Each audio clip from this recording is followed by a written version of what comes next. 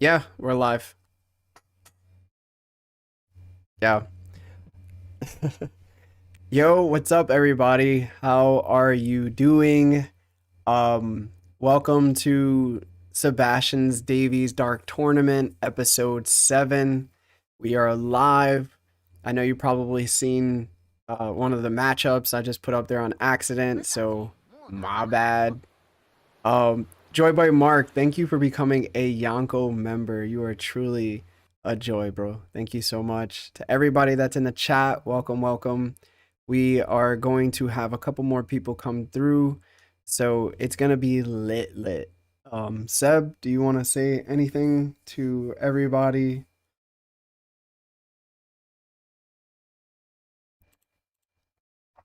Hold on, Seb. Hold on. It's showing me that you're not able to talk again. Why does this always happen? How did I solve this again? Yo, what's up, guys? Yo, I'm always messing up when it comes to this. I don't understand. Yo, what did I do wrong? Seb is not muted. Mike's seating. Oh, yes, Strahd, what was it again? The mic? What did I do? Free Seb. What did I do? Come again. Mic settings? Did I do something like that? I forgot, bro. Hold on, Seb. Because it was an easy fix. I remembered it was an easy fix. And it always happens during this time. I hate it.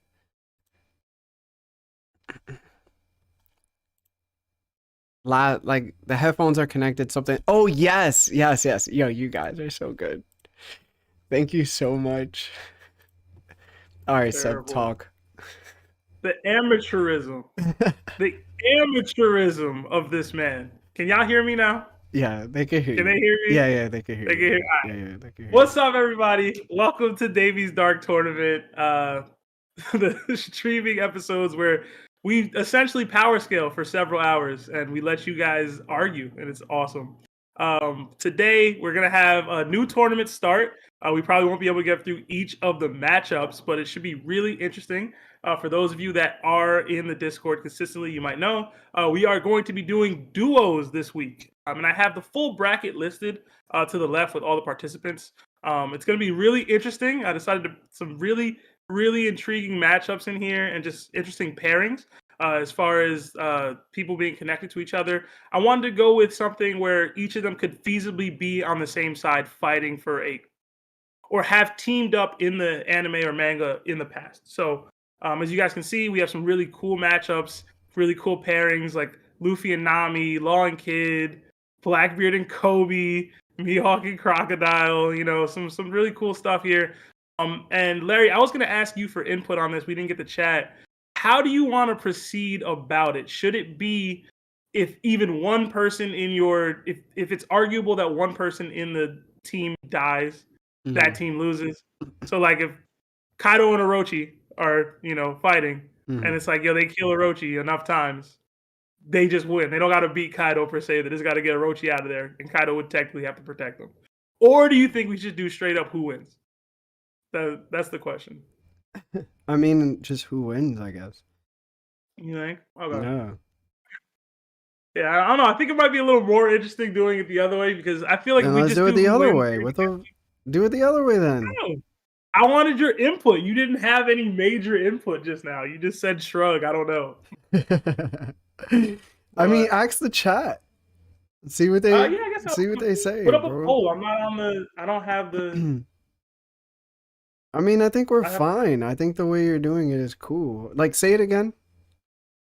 All right, so it's either one is you just have to win the matchup. Like if you think the person wins, they win. The team wins, they win. Or it's both combatants have to survive. Right. So Oh, no, no, if no, no. I feel like if both combatants have to survive, it's just not gonna be fun. okay. Because if both combatants are gonna survive, it's like I know you have like Luffy and Nami paired. Nami Yeah. dying, bro. You know what I'm It's saying? on They're Luffy. It's on Luffy to protect her. You feel me? Can Luffy protect Nami and So win? you're versus saying, King of- so hold on. So you're That's saying that if the person, if they lose their second person, their team loses yeah. overall. Yeah. So like we have Shanks and Buggy, right? Feasible. They were friends at one point. I could see them fighting together. If the other team just takes Buggy out, Yeah. they win because Shanks was incapable of protecting Buggy. You Yes, know what I'm saying? we should definitely do it that way. Cause Okay, all right. yeah, You, yeah, you just because said hold on. It would, yo, maybe I wasn't paying attention because I'm doing something. But it's like that would be so much cooler because now people like Shanks, who's considerably top yeah, one, or Kaido, he could still lose. they could still lose. Even it's Right. like they're hampered by their tag team partner. Exactly. Yeah, yeah, yeah. I And like then we that. have some other like middle tier people that are really strong, but they're not top tier. So I think it balances it out well enough. Our top seed this go round is Kizaru and Fujitora. And just a little preview for what's coming, what's to come within this tournament. There is going to be a Legends bracket with some of the most legendary dynamic duos in One Piece history, in which whoever wins this bracket will be able to add a third combatant and then go to toe with the legends of all time. And I'll reveal them later. I'm pretty sure most of you guys can figure out who they are. But yeah, it should be fun. Yeah, that seems But fun. I like that a lot. I like that idea a lot. yeah, So yeah, we the definitely got to do it stipulations are that a way little wild. then, huh? Okay. Yeah, the stipulation is gonna be a little wild with this one. I'm not adding additional stipulations, Uh-huh. unless we want to do terrain and stuff for some of these matchups. No, But no, I I don't just think. think no, right, okay. Mm. But yeah, Yeah. So I without guess any further ado, yeah, let's I guess we'll I mean it's up to you. You have a computer now, so you could like bring people over, right? I'm not home. You're not home. Oh my god. Larry, do everything possible. Listen, it just worked out As that way, bro. always. It just worked out that way, bro. I apologize. I had to take Aaliyah to the airport, bro. What do you want me to do? I Be couldn't get better, home in time. bro.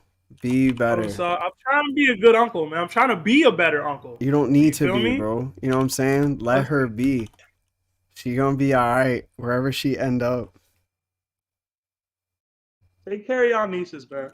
Okay, Take care of y'all so nieces. guys, give me 1 second while I set up Sebastian's thingy. Yeah. And just as a reminder, for those of you who might be new to the Davies Dark Tournament, we do pull people directly from our Discord entrance to the Den voice channel into the discussion so they can champion for their combatants. We ask of you, please, please, please mute the stream if you are pulled into the voice chat because we get a lot of feedback and background noise when you guys come in and still have the stream live. So we do ask you guys to do that, but by all means, we'd love to hear you guys' opinions and takes on these. Some of these matchups are really interesting to me. I don't know who's going to win. I had a feeling Shanks or Kaido was going to win in the last tournament. I have no idea who's winning this tournament. I'm going to be honest with you. I have a slight bias towards our top seed, but we'll Yeah. see. We shall see. You know? Also, just one thing. So yesterday night, people were debating for mad long in the Discord. And the one thing that frustrated me was we have to let one person talk at a time. If you do not let one person talk at a time, this is going to sound like chaos, bro. It's going to sound like we're in the club, and after you leave, you have that ringing sound. So please let everybody talk one at a time, and if you decide to interrupt, just know you're interrupting. You're trying to overpower somebody else, and like it's a debate. It's not an argument. We're not trying to do that. What we'll do, Larry, what we can do is we'll just have everybody, when you join in, please remain muted until you're called on. I know we tried that in the past. It worked for a little bit. It went a little haywire towards the end when we had everybody in. But we'll do one at a time to speak your points, and then we'll take tallies. We'll take tallies and votes on each one. And as you guys know, who wins what diff and why. But be concise with your answers. So. All right. So, give me 1 second. Let me start pulling people into the chat. How do you want to do this? You want to do it with 4 other people? Or do you want to do We can do. how many people do you want to do? We can. I mean, how many do we have right now? We have I'd 9. say. I was gonna say maybe just do 4 at a time. Okay. We get one, and one. We give our takes. We get the YouTube take, and then we'll have concise winners, and then we'll drop, and then bring in the next 4. Okay. So, All right. So I'll bring in 4 now. mhm. I just brought in the first 4. I don't know who came in Okay. first. So those are the first 4. I'll be honest. I'm pretty sure Oz, Strahd, and I don't remember who the other person was. I think it was Aaron Tate. Were the first people in, but they can wait. It's fine. They're strong. They strong. We got Taku and Tate in here TNT. already. TNT. Love to see it. Taku, I hope you're okay with me surprising you with what the bracket is this time without any forethought, getting a one up on everybody else. I just Tate, like what's to up, man? get my cape ready. What up, And we got guys? Lord Vegeta in here too, man. I see you, bro. Been out here, man. Been out here. Oh man, Ragnar, And who bro. else is that? Jack? Jack, what's up? What's up, Jack? What up? What up? I don't see Jack. Am I tripping? Yeah, he's there. Yeah, I'm here. My phone was bugging real fast. Yeah, Nah, Jack's you here. good? Yeah, How's it he's going, good. gentlemen? What up? What Welcome up? to the Dark Tournament. Y'all know how this goes. Who wins, what diff, and why? And we'll start with Taku. We'll start with Taku. I see the mustache, man. Yeah, I'm See loving that. it, bro. Yeah, I'm liking the stash, Mhm. Taku. Yeah, bro. It reminds me of some videos I Orange saw on some illegal website. Taku, you It's muted, the man. Oh, there it's you the it's the only hair I can grow for No Shave November. I like it, man. It's better than Sebastian's, bro. For sure. go. My beard is clean now, bro. It's like I keep it trim. Yeah. I was Can't do I was much. thinking about going for the TI, but it doesn't look right.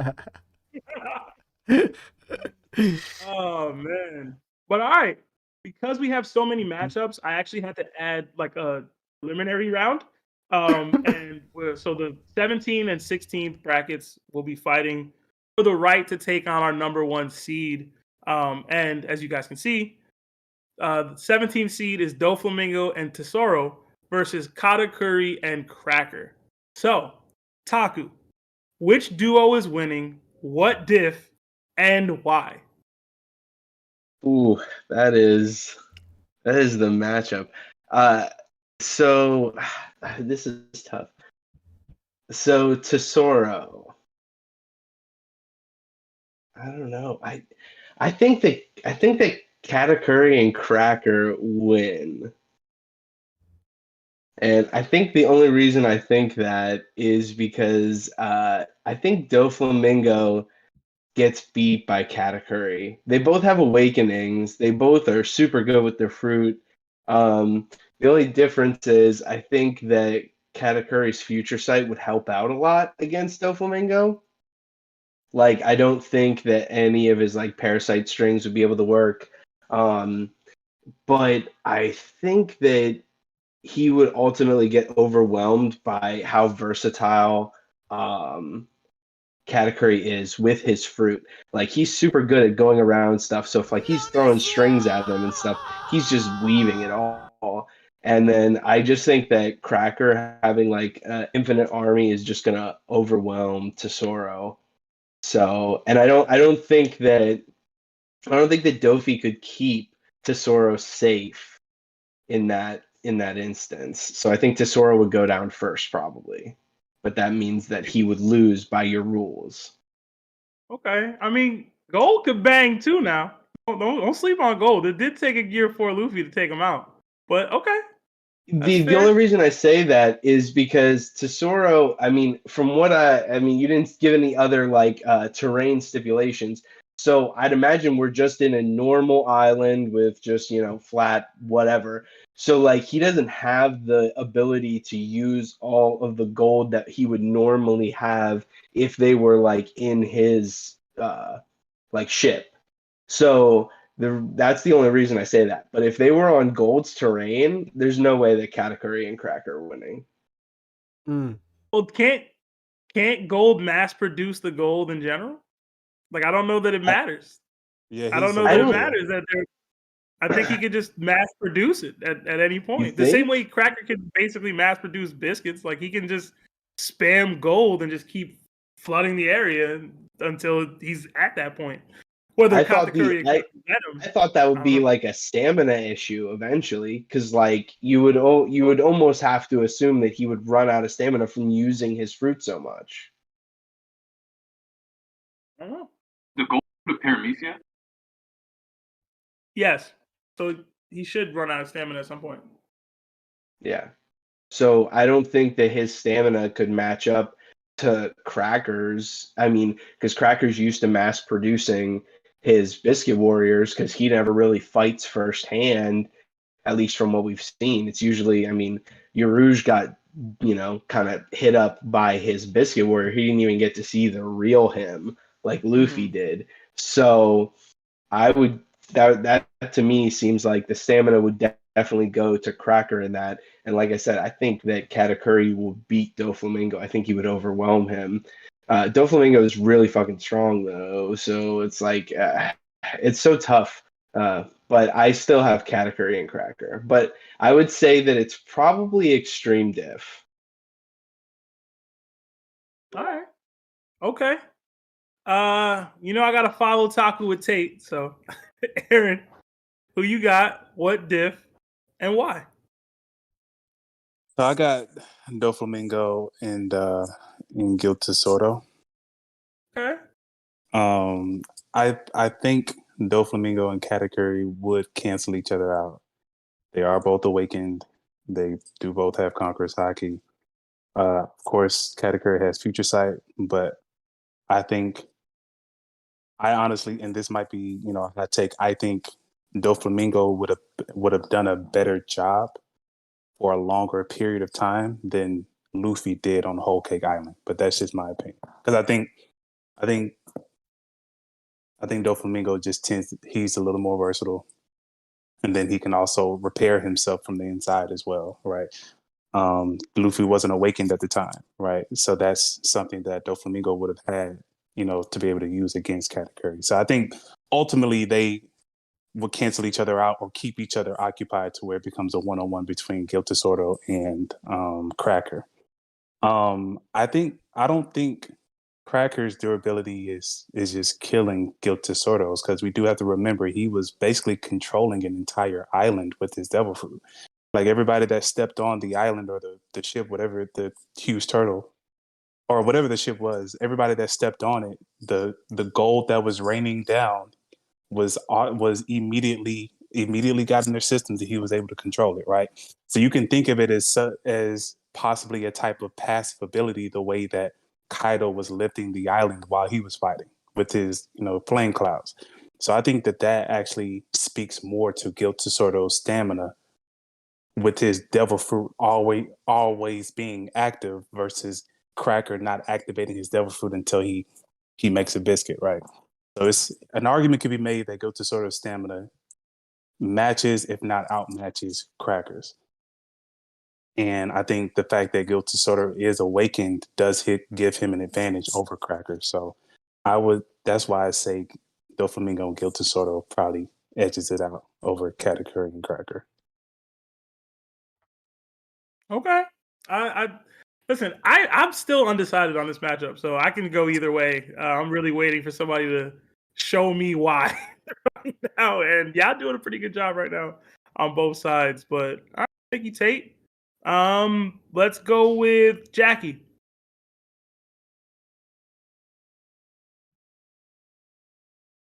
I think I got Curry and Cracker Okay. because I haven't seen the movie in a while of Gil Tesoro, but I know that the terrain heavily played to his advantage.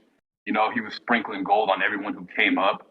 So he was already like that already helped him out more than I think it should have. And I don't believe he has any hockey feats.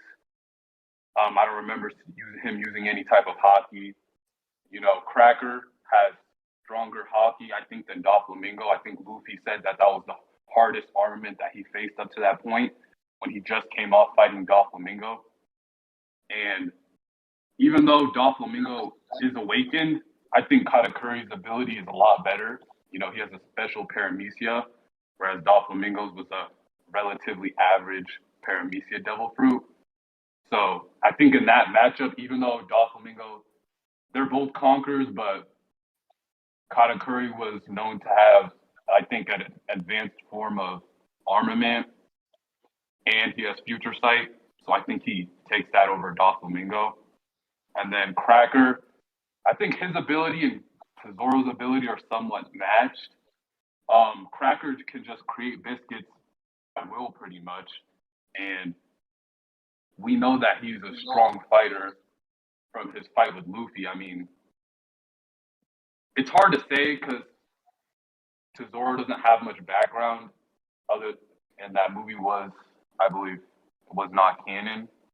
So it's hard to base it off that. But I think Tesoro got a lot of his ability advantages just because of he was basically setting up everyone who came up to his island. So it's hard to speculate how good he would do in that fight, but he doesn't really have any feats, hockey feats, not much to go to his name. So I think it's safe to say it's Cracker and Katakuri, high div. At the end of the day, I mean, yeah, they shown what they got. They got pretty strong abilities, and overall, I think they make a better team. They're Big Mom Pirates. They're brothers. They know each other pretty well, so I think they got an advantage. All right. Yeah, I like that you brought up the fact that they are brothers who've probably actually fought together against people in the past. Gold and Doflamingo had a on again, off again broker underground relationship. I doubt they're a cohesive team if they were to scrap. So, but I did want to push back a little bit in regards to the devil fruits. I don't think most people would say that Katakuri's devil fruit is better than Doflamingo's. I think Doflamingo's is more versatile and can do a lot more stuff and is a little more broken. Katakuri's haki just allows him to push his devil fruit to another level with like its usage. But as far as devil fruits go, I think the Ito Ito no Mi is better than the mochi fruit. But that's me. I am biased. I'm a Doflamingo guy, but I just think the fruit itself is better. But and Cracker's biscuits side. They just biscuits, bro. I'd much rather have Gold's ability. That's me. But all right. Yeah, I can agree. The mochi ability isn't like overpowered or nothing, but yeah, I can. Cat brought it out to be an overpowered thing. You know what I mean? Like his abilities, his hockey abilities, his fighting acumen is what made the ability good. In general, the ability kind of sucks. Yeah, right? Similar to Luffy with his devil fruit. Yeah. Right. Well, maybe not similar. One of them got a god fruit. Just a character like before he was awakened. But yeah. Yeah. Before Luffy awakened, him using his haki with his devil fruit, it allowed him to do things they shouldn't have. But I get what you're saying. Word. All right. Last but not least, my guy, Lord Vegeta, aka Ragnar. What it is. I'm out here, man. Before you get started, Ragnar, you was wilding last night, bro. Oh man, come on. Wilding last night. Bro. I'm not even gonna say what I said last night. Let's leave that up, I should have paired Caesar and Vegapunk just for you. Oh my god. You got me heat. Okay. I think you missed out because you should have put Doflamingo and Leo, who has a Stitch fruit. That would have been so cool. But that's fine too. All right. The Tesoro is what actually makes this interesting because I don't think this is a matter of who is stronger between like Dofi and Katakuri. I think it's just more of a fight of whether Tesoro can take out Cracker before Katakuri can take out Dofi. And if you're asking me which one can last longer in a fight, I think Dofi could hold on against Katakuri long enough for Tesoro to take out Cracker completely. I think his AoE and his awakening control is right on par with Doflamingo. So the fact that he has basically they're fighting. There are two people fighting on the same level, and then you have Katakuri who is a bit a higher level, while Cracker is a bit lower level than everybody else. So it kind of balances out. But Cracker is the weak link in that party, which allows them to lose. So I'm gonna go with Doflamingo on this one. And I think Tesoro is actually the winning MVP member on his team because after he takes out Cracker, they could actually take out Katakuri with both of them together. All right. It's similar to my argument. I agree with you. All right. Larry, who you got? And what? Oh, Ragnar, you didn't say what diff, man. I don't think Jack said what diff either. I might have missed it. I didn't say what diff either. My bad on the diffs, y'all. I said Oh, high see, diff, high diff. okay, because it's two people. Do you do diff overall or diff between the individual matchups? Overall, for them to move on to the next round, like how hard is it for them to get to that Mid next diff. battle? I think it's mid diff overall. Mid? Yeah, overall. Okay. Yeah. That's surprising to me, but okay. It's not surprising considering who it came from. Let me stop. Larry, who you got? What diff and why, man? I know you probably torn about this one, because I know you like gold. Yeah. So, but all four of these dudes happen to be some of my favorite people on the show. I'm just like huge fans of all four of them. I think all four of them are super dope. And when I think about it, I think in this instance that Katakuri and Cracker happen to be the more offensively powered team. And when we looked at Gold's, well, his name is Gild, by the way. So Gild's, I call him Gold. Yeah, I know. It just makes sense to call him Gold. But what the problem with Gild is like he creates his own environment. Okay, like the environment he created on that island was all from him. Even when the prisoners were in that little gold hell that they were all in and they couldn't eat or anything and gold was basically pointless. When the gold was on them, they needed water to take it off because that's the only way that they were able to take out the gold, you know? And we know that with hockey, that wouldn't be really an issue. So gold's ability somewhat is going to be halved by Cracker and Katakuri. But it makes me think about it though, right? Like if Cracker makes a bunch of these biscuits and his hockey's being split, yo, those biscuits are going to be kind of heavy, yo. Like they're going to be kind of heavy to move around. And the thing is, I think Cracker happens to be the weak part of that team because even though he went out the way he went out, it was like it really just took less than a punch in order to take Cracker out. He's a glass cannon. So if Doflamingo has the ability to like fight Cat, which I think he does, he'd be able to probably take like they team up to take Cracker out at that point.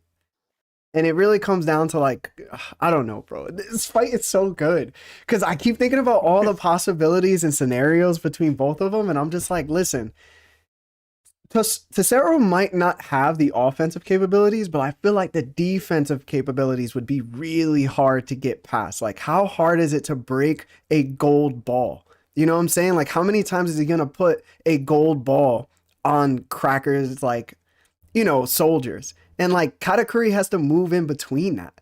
Like, he has to, like, somehow find out, like, yo, can I even turn his gold into mochi? Like, I don't know. Maybe. I don't even know if Gild is, like, doing awakening at all. Like, I don't know because the movie was so vague. But, like, I would think that a person like him can awaken. That's just speculation, though. That's just speculation. Well, in the movie, they did say that he was awakened. That girl that Nami knew, she said that he was awakened. Yeah. And all right. Yeah. So it's like, then he has the whole mecha form, which is like a Susanoo. And then you could put Doflamingo in there and just create Birdcage and just go off, I guess. Like, there's so many possibilities in my head that I keep thinking about. And I don't know, man. Can I say one more thing real quick? I don't know. You know what's funny? You know what's funny, Larry? This matchup is low key hockey versus Devil Fruits, and like you still mad torn about it, which is funny to me because Katakuri and Cracker have better hockey than Gold, Gild, and They do. Doflamingo. They do. But like their devil fruits are that tricky. Like you were talking about Cracker's biscuits. Gold can do the gold dust on all those biscuits. And like every biscuit he brings out can turn to gold, or you know what I mean? Like they're not gonna be able to be effective. Yeah. And it's like you just said, he can create a giant mecha and put Doflamingo in a gold ball and do birdcage. Like there's so many different variations of how they can attack and how they can defend. I don't know that Katakuri and Cracker are gonna straight up beat them with what they've shown. They're better fighters overall. I think y'all are giving Cracker too much flax here right now. Like he still bodied Luffy for a minute. No, I'm not saying. Hold on, I'm not saying he's a bum. I'm not saying anything like that. What I'm just saying is everybody keeps saying he's the weak link. I'm like, damn, yo, Cracker's. He got stuff. He got smoke. Both things can be true. He can be the weak link to still be a force. And I think, Larry, to your point about Gild's gold being washed off with water, let's remember Cracker's biscuits became weaker whenever Nami made it rain. So his biscuits are weak to rain and water too. Ain't nobody bringing water in. Put it that way. Okay. Well then, y'all know Eno wrapped up Luffy's hand with a gold ball, and Luffy was able to crack it. You know what I'm saying? So gold isn't as durable as we might think. He cracked it on gold though. It was gold on gold that cracked it. Now that Katakuri probably hit and Cracker probably hit hard enough to crack some gold. I'm not saying that. I think so. I think it wasn't like Luffy just broke out. Hold on, one at a time. To also just push back on that, like you're saying, like, okay, they obviously have superior hockey, but if his devil fruit is the one making the gold, it would probably be susceptible to hockey. So all the stuff, I would imagine, like we know they hit like freight trains. So if they're hitting it with hockey and they're breaking that gold, because I mean it's made by a devil fruit, it should be able to, do some damage. Luffy in Gear 4 was teeing off on that gold and it wasn't breaking. Yeah. And that doesn't hit harder than that. Cracker doesn't hit harder than that. What? Hit harder than what? Hit harder than what? Gear 4 Luffy. Katakuri hits just as hard as Gear 4 Luffy, bro. I was going to say, I mean, like, their hockey was clashing pretty evenly. Bowman, that's debatable. In Bowman, that's debatable. But I mean, in Snake Man, we know like the AP goes down, but the speed goes up. Like, but it doesn't matter because in Bound Man, like he was still putting up a good fight. It's not like when Dofi fought him and he went Bound Man and was just teeing off on him like relentlessly for 5 minutes straight. But it was just slightly different, and they were like still clashing. I don't know, because remember, Luffy went Bound Man before he went Snake Man. And remember when Luffy went Bound Man, when he was finally able to land a punch on Katakuri? Katakuri couldn't do anything until he gained control of his emotions again and started dodging with his future sight. So I don't think Katakuri can match the attack power of a Bound Man. He was only able to dodge it because of his future sight. And even beyond that, Vegeta just put it into the chat. Technically, each team only needs one dude to die. One dude got to get taken out. You know what I mean? Who is going to be the first one to drop? It's not going to be Cat, and it's not going to be Dofi. So is Tesero or Cracker going out? It's more than likely Cracker. It comes down to Gild and Cracker. It's probably Cracker, bro. Listen. Well, I have a question. Cracker disrespect is a little high, man. Listen. Why does it have to be disrespect? I mean, it was Luffy stated that his hockey is stronger than Dofi's. Like his armament was harder than Doflamingo's. But that was while Luffy was in base form. He wasn't in Gear 4. Luffy was fighting Katakuri in base form for majority of the fight. The statement still matters. It still counts, Tate. Like he still experienced Doflamingo in base. But to me, like he fought Cracker and Katakuri after Doflamingo. You know what I mean? Like I think there's like a visible difference between Dofi and them, but I don't know. Maybe I don't know about that. So are we using Luffy as the measuring stick? I mean, he's fought all of them. He's determined somebody. All of them. I mean, we can't. Yeah, we can't speculate on Dofi's growth after he got his ass beat, but we can tell where Katakuri was and where Cracker was when he fought Luffy. So we have to use him. Like, if there was another measuring stick, we would gladly use it, but this is all we got. There's Listen. also the fact that Doflamingo had organ damage throughout that fight Yes, with Luffy. exactly. And Cracker was healthy as hell fighting Luffy, but that's me. Larry, who you got, bro? We got to pick. My god. You gotta make picks, bro. I know what I'm So the thing is, it's like, I know hockey overpowers most things, but like that's at a certain point of certain tier levels. You know what I'm saying? Like, I've always said, like, it's the Kaidos and Shanks and the Akainos of the world that are gonna completely make devil fruits useless to a degree because their hockey is just so overpowering, right? And like, even now, like, even if Law has great hockey, I don't think necessarily he can take on Blackbeard's type of devil fruit because his hockey is just not at that tier that Big Mom's is at or something like that, you know? And like, all four of these guys, I don't think have that type of hockey tier level yet, you know? That's why like this fight is so hard for me. It's because even though Katakuri and Cracker have the better hockey, it's not to the point where they're going to make Doflamingo or Gild's devil fruits completely useless. It's not going to seem that way. That's why when I look at Tesero, I'm like, yeah, like his hockey is weaker than Cracker's, but like, I feel like his devil fruit just goes so much harder than Cracker's. Like, his devil fruit is kind of OP when you think about it. And there's so many possibilities that can happen with Doflamingo too. And I love the fact that like somebody brought up the idea that Katakuri and Cracker are brothers. But like, I don't care, bro. Like, I don't care about that. Like, I'm gonna go. All right, I'm gonna go Doflamingo and Tesero, but Let's go. I'm going. Listen to me. I'm going of the highest extreme difficulty possible. Like they barely, like, they're losing limbs. You know what I'm saying? They're losing limbs, bro. And it's not a shot to Katakuri because I think Katakuri is obviously the strongest of the four, but I think that Doflamingo and Tesero will specifically take out Cracker before Katakuri can actually do the max amount of damage he needs to do. Like, Cracker is really the weak point on this team. And that's really what it comes down to for me. So this is I know this is an L take, because if I was watching this, I'd be like, yo, Larry made another L take. But this is a W for me, bro. This is a W for me. Oh man. If y'all can tell by my reaction, I decided to lean towards my boys, Doflamingo and Tesoro. You feel me? And I do believe it's extreme diff. I think it's crazy. It's gonna be real hard. But like, I don't know, man. It's just like there's just so much versatility. I already think that Doflamingo is a hard counter to match up for Cracker. And like, just at the minimum, if he's able to just use Parasite and move a biscuit out of the way while Tesoro cracks him, I know Katakuri's gonna do his best to protect. But like, they could distract Katakuri with a lot. Like, they could throw a lot, they could spam a lot at him to get him separated from Cracker and do what they got to do to get him up out of there. But so how are you going Katakuri and Cracker then? Huh? Am I confused, or were you just making an argument for Doflamingo and Gild Tesoro? No, I said I'm going Doflamingo and Tesoro.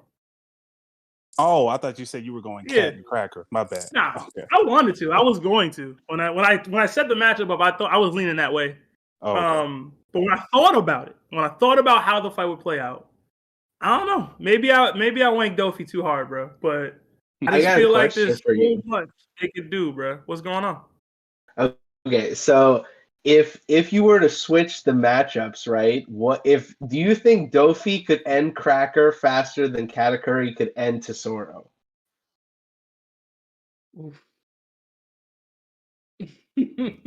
Cat will definitely, because if that's the game, then do you think if Katakuri takes out Tesoro first before Cracker can get taken out? The thing is the defensive mechanisms that Dofi and Tesoro have are just better to me. You know what I mean? Like, I mean, I guess Cat can slither through Birdcage, but like, can he get all the way up into Tesoro's body. Oh my god, am I about to switch up? Pause here. I mean, if he uses his awakening, wouldn't he turn the gold into mochi? Nah, come on, nah. No, Listen, because he turned the just devil saying. fruit stuff into mochi before. That's not unfathomable. He Yeah, turned not what? to mention. Go ahead. Jack, go ahead. You were saying something. Yeah, I think plausible that he could turn his gold into mochi, because if you think about it, they both have devil fruits. It would be whoever's hockey is overpowers the other.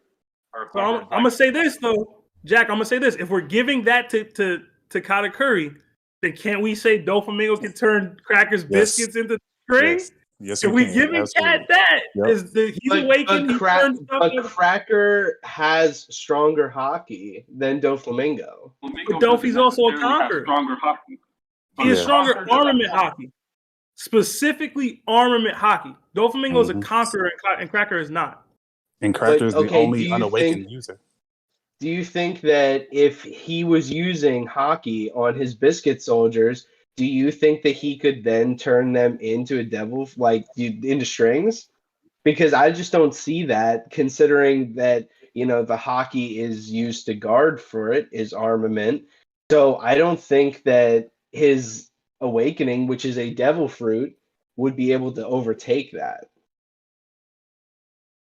It makes more sense that Katakuri could make gold into mochi versus Doflamingo turning, you know, biscuits into string, because he is a conqueror, but I think that Cracker, it has stronger armament. Like, I think it's possible Dofi could do it, but it's not as probable as Katakuri doing it, if you know what I mean.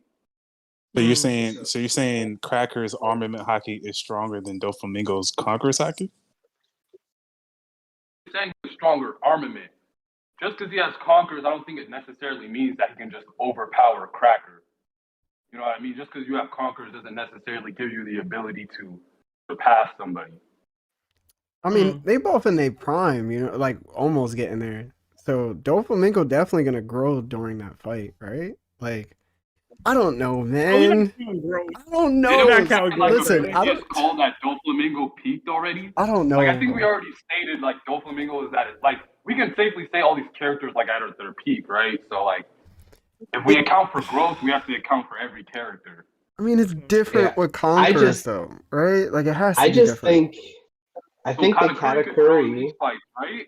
And he could and he's already at the highest level of all these characters. So if Katakuri's growing, then like Dolphy's growing, then it's just kind of staying balanced. Yeah, that's true. I don't know if we can say that they're already at their peaks, because I'm saying, look at Aokiji and Akainu when they fought. Would you say that they were at their peaks after they fought, or would you say that they grew as a result of that fight? I mean, it's safe to say that they grew, but we have no concrete proof that they did. We just assume they did, right? Right, but I'm saying if we're going to speculate that they did, and those guys are in their high 40s or low 50s, then we can assume that Katakuri and Cracker or Doflamingo, all of those guys would as well. We can't say that we think that these guys would grow even though they're already old, but these other guys that are the same age wouldn't grow. You know what I mean? I feel like where we're at right now, grow, and the other characters are going to grow too. Like if Doflamingo is growing, Cat is growing. So if you bring up the growth factor, it's going to apply to both teams. So it doesn't really play much of a role, if you know what I mean. Yeah, we shouldn't play the growth factor. He's right. Yeah, that's more speculation. I mean, Larry. Okay, Larry, Tate, are y'all switching up? No, I'm not. I'm just saying, Katakuri is fast too. Can I not? Can I not vote? Can I just like not do it? Bro, your vote got to count for something, bro. Chat, it's pretty even in chat too. It's 55% to 45% with 58 votes right now. I want to know if Seb's switching up, because as soon as I said that, he was thinking about it. I was feeling switching up for a second. I was feeling. Hold on. Like, put it this way, right? Like, I know this is a completely different conversation, but like, if we put another first commander, like Marco and Cracker, you know what I'm saying? Like, I know that Doflamingo and Tesero is winning. I know they're winning. No comment, bro. No, Yo, no you comment. can't do that. First I off, know, especially not Marco. No comment, bro. No comment. Uh, I'm not getting into You a gotta Marco. say Marco is on this list. He will have his fight. He will very likely lose it. But don't. listen, We can talk about Marco when we get to listen. Marco. Hold on. All I'm saying is that like Cat is really that boy. You know what I'm saying? But like we know for sure, like Marco and Cracker would lose for sure. And I'm gonna be real, yo. If it was Yeah, but King, you know Marco. I might have switched up. You know that. If it was King, I might have switched up, bro. That's all I'm saying. If it was King and Cracker versus Dofi and Tesero, you would have switched up? I might have. King could just get Wow. in front of him and they can't hurt him. Like, what are they gonna do? yeah, they can't really hurt him. But They anyway, can't hurt him at all. Unless he goes, oh, I'm gonna turn my flame off for whatever hold reason. on. So Like, everybody, just so you know, I am picking Doflamingo and Tesero for sure. But it's extremely high diff, extreme high diff. And like, it's not a knock on Katakuri. It's just that Cracker is such a glass cannon that like, I think they would lose just because of Cracker. That's Yeah. it. That's it. Me too. That's just me. all right. Can I say, as a member of the Church of Katakuri, that is fine. Talk to him. I appreciate the unbiased take, Vegeta. I do. Oh my gosh. All I right. mean, the poll in the chat is slightly in the favor of Cat and Hold on. Katakuri, but Are we gonna get everybody else in the den? we want to get more people in. Yeah, let's for get this more one. I also- votes. Yeah, we'll bring the guys down and then we'll bring them back in. Like I want everybody to have their voice. You trying to give Cracker and Katakuri a chance to come back? I just want hold on, Seb. Because he knows I'm right. There's extreme bias, yo. Seb. There's the extreme bias. Seb, hold on, Seb. And I'm one of them. So what happens if they like break even? If they break even, I go to the YouTube Oh chat. my god. If they win, yeah, there's no way it's gonna be 50-50 on the What's YouTube the percentage, bro? chat. 54-46 right now with 62 votes. So it's pretty close on the YouTube chat. All right. Let's get other people in here. We'll bring you guys down and then we'll bring you in for the next one. Yeah, all right. All right. All right. Thank Get you guys. Strahd, 'cause I know he's going Katakuri, bro. All right. And get I don't know, I'm gonna- Tachi. I don't know who was in here early. There was a lot of people in here early. There was DJ Shemi. Get Oz in Oz. here. Oz was sitting for a minute too. Definitely get Oz. Yeah. And then Tachi too. These guys were here. All So right. we brought you four guys in to see what you guys thought. Yeah, so Seb, do your thing. All right. Hello, gentlemen. Welcome to the Davies Dark Tournament. Love to see y'all in here. Love to see I it. love seeing Shemi PFP, bro. It's so funny to me. But yeah, y'all know the rules. It's a really tight, close matchup. People are topsy-turvy right now. Don't know who to pick. We'll start with Oz. He's on camera.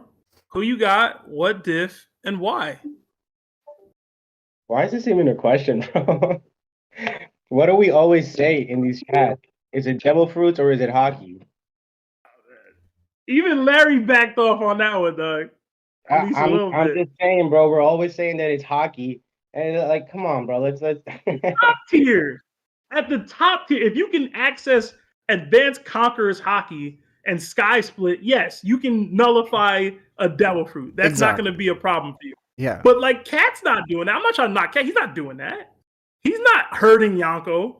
If he pulled up on Big Mom or Kaido, you he's always having no effect, bro. Oh my god. I be feeling like bro, if I could just I'm wrong? if I could stall off on you, bro, like I would. Yo, Because you you're telling always me say Cat's this. hurting Kaido? You're trying to tell me Cat's hurting Kaido? Yes. He pull up to Kaido and swings on him and Kaido's gonna get hurt? You're wrong. You are wrong. Okay. I'm sorry. All right, bro. He has the I don't- potential to. I don't get this, man. That hurts. I mean, we have to both accept that Katakuri and Cracker both have better hockey than Dofi too. Do we not? Yeah. I mean, that's how What fights go. are we doing then? What's happening? What is happening right now, bro? Like it hurts my head that everybody is just because they're both awakened, they're just taking that into. Come on, man. This is hurting my head, like seriously. And it's not the lip. You drink it, Oz? Of course. Damn, I should have poured up. I mean, it's to me it's Katakuri and Cracker, and it's high to extreme death. I don't know why this is even a question, dude. I don't. This is You just this said is it's really high to extreme diff, and you said you high don't know to why it's a extreme. question. Yeah, because That I mean, doesn't come make on, sense. dude. Katakuri was fast enough to keep up with Snake Man. Is Dofy doing that? No. Is Tesoro doing that? No. Come on, bro. What's going on? What's happening right now? What So are you're y'all telling me doing? that is going to be good enough to Yes, basically absolutely. protect baby bro? Yes, dude. Come on, yes. All right. I can accept that. I ain't mad at anybody picking Katakuri and Cracker. I just know who I picked and why. Larry, the last tournament you did so well, and now you just come on, bro. And you going back to what happened to Wary? What happened, bro? Listen, bro.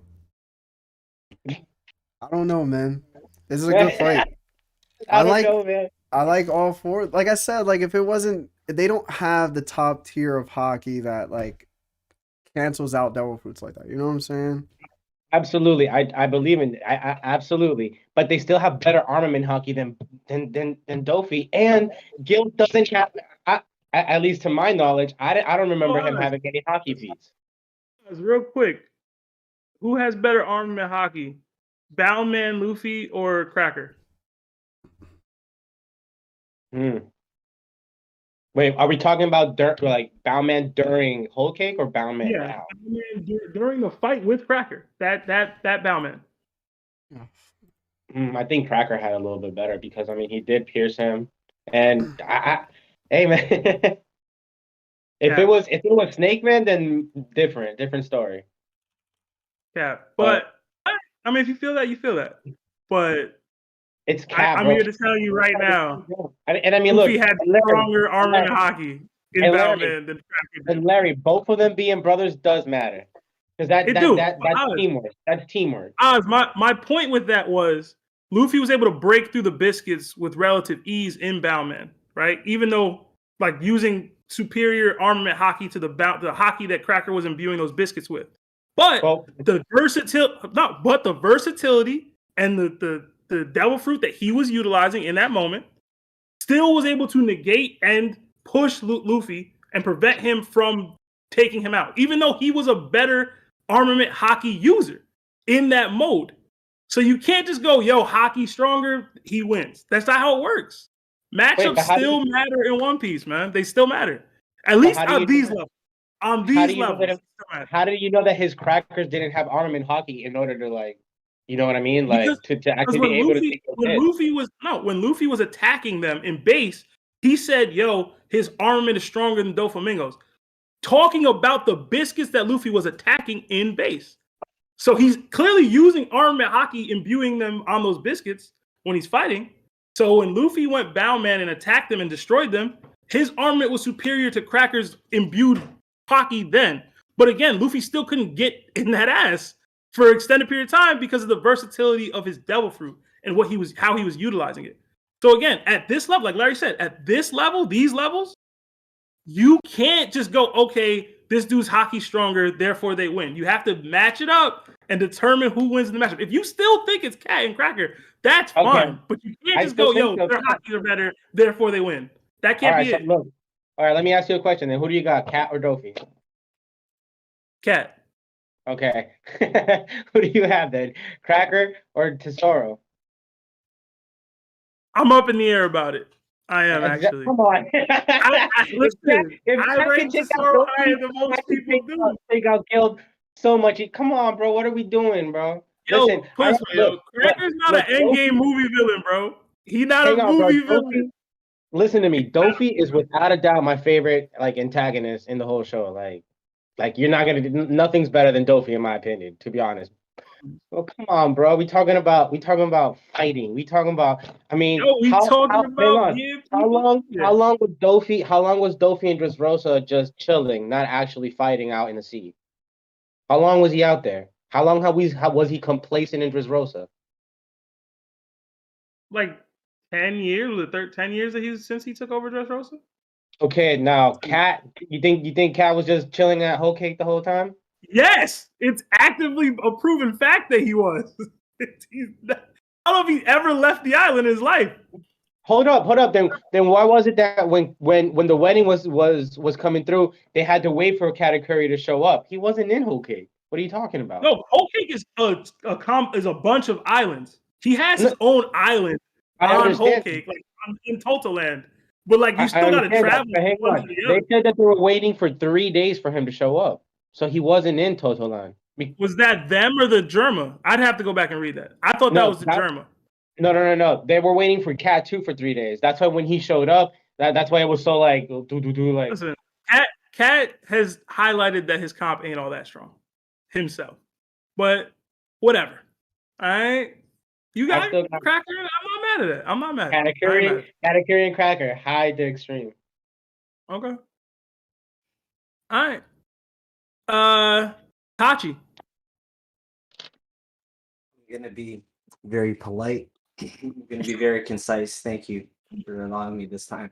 So first we have to address the fact that we cannot use hockey metrics for this specific villain movie in this fight because we don't have a metric for him. We only have speculation. So let's just go off of facts. In the movie, when they were fighting, it took both Zoro and Luffy in Gear 4 and Zoro using Santo Ryu in order to defeat the villain. Now, would Cracker be able to handle that? Probably not, no. I mean, depends. Depends. He's not here. He can't answer my question, but that's okay. It's fine. The answer is no. And now we have to factor in that this is a team fight. And we have to factor in the characters of these team fights. Katakuri is way too moral to be fighting against two underground warlord guys who probably are going to be doing some cheese stuff. Bro, he stabbed himself for Luffy. Tell me I'm wrong. He did Tachi, he did that once his respect for Luffy outweighed his responsibility for the crew. That's not happening in this fight. No, what I'm saying is that that's never going to happen. Doflamingo and Tesero are going to bully they're going to bully Cracker to the point where Katakuri is going to try and literally fight the both of them because guess what one of the other three can't do? Literally skywalk. Do you not remember Sora no Mochi? Like, bro, Doflamingo walks through the clouds on his strings. He shoots down fiery wires. Like, he can do that to the Crackers, infinite, as far as he wants. Why was this even a convert? Why was Cracker given so much credence as, oh, he has stronger armor? It doesn't matter. That was base. Seb, you said it best. That was base Luffy. And then we switched again. I think we lost Tachi. Oh. No. I just needed to calm down and just give my vote. It would be Doflamingo and Tesero. Mid-diff. Mid-diff? Oh my god. The mid-diff takes are wild to me. The mid-diff takes are wild. But I feel like I explained my point, but that's my time. Huh? Strahd? Hey, everybody. Hey, what's up, Strahd? How's it going, man? That's good, homie. You're a little low, Strahd. How about now? Good. Better? All right. Yeah. I have to admit, Tesoro is one I don't know as well, but from limited research and what I do know about him, doesn't he have to sprinkle his gold like Tinkerbell on all the little Lost Boys in order to affect his gold? Like, I mean, doesn't he have to do that even in his awakened state in order to be a god with gold? So if the gold isn't already preset, doesn't he just get murked by Cat or Cracker if they speed blitz him once? Am I wrong in that? So he does have to sprinkle it, but he can do it almost, I don't want to say instantly, but like the Straw Hats were sprinkled in gold the second they even showed up on his little island situation. So then my question then becomes this. Is he like poison misting this with an invisible veil on his island? Like or is it just an aura of decay around him at all times? I mean, it would be fair to assume the latter just because of the credence that we need to give to the line of he was awakened from that girl. So if I'm Tesoro right now and you get within 50 feet of me, you sprinkled on gold whatever Yeah. because I'm awakened. Is that what we're saying? Is that stated somewhere? Is that on panel? Paramecias are canon to be activated abilities. We see that with Doflamingo, who is a Paramecia. So he would Okay, well I'm by asking about choice. Tesoro. Doflamingo is a completely different tier of But they're character both than the same Luffy because he category of can't. fruit. But they're both same categories of fruit, so the same rules would apply. We I'll see say- that I'll say even it's with not an instant thing. I'll say that. yeah, I'll give you and that. It's not that's instant. my issue. So my issue is if I'm to presume that this guy with star earrings can just tinkerbell some shit on some never-ending Lost Boys at any moment, and then he can gold Susanoo all this crap, then okay, they can have it. But if he can't just be out here tinkerbelling, by the way, can he fly? Probably not. So he's not tinkerbelling anything. So I'm gonna Yeah. give it to Katakuri and Cracker, and I even will say that Doflamingo wipes Cracker at an extreme diff. It's a hard fight, but he will beat him. So then it's just between Gat and Tesoro. So if Tesoro can't use the terrain to Golden Susanoo, whatever, then It he's wouldn't be not a doing 1v1. anything. If Dofi beats Cracker and Tesoro and But here's Katakuri are the still thing. fighting, I understand where you're going, but here's the thing. And I said Dofi and Cracker's an extreme diff fight, so it ain't over in 30 seconds or 3 panels. It's gonna be a couple chapters. So while that's happening, is Katakuri taking out Tesoro? Maybe. Easy. It depends on the terrain. If don't Tesoro can't think at sprinkle his all that they Tinkerbell would do dust, an honorable Katakuri 1v1. is ending him. Katakuri is I- ending him with Power Mochi. He's ending him with speed because it took Gear 4 Luffy Yeah. just to keep up. Yeah, I will give that. Advanced Future Sight is busted, but there is an anchor here that needs to be acknowledged in Cracker. This is way too much of an anchor to not acknowledge here. Because you can be the GOAT. You could be LeBron on the Cavs, but you will never get a ring unless you go to Miami. Okay, then here's my question. When gauging the two different people, we'll use Luffy as the measuring device since both people faced off against Gear 4. Who had a harder time, Cracker or Tesoro? I would say Cracker. Who made a joke? Who made a joke of Gear 4 Luffy at first, and who got slapped up by Gear 4 Luffy? I think Cracker takes it. Yeah, I honestly Cracker got think slapped Cracker up by Katakuri. Luffy. It was Tank Man, right?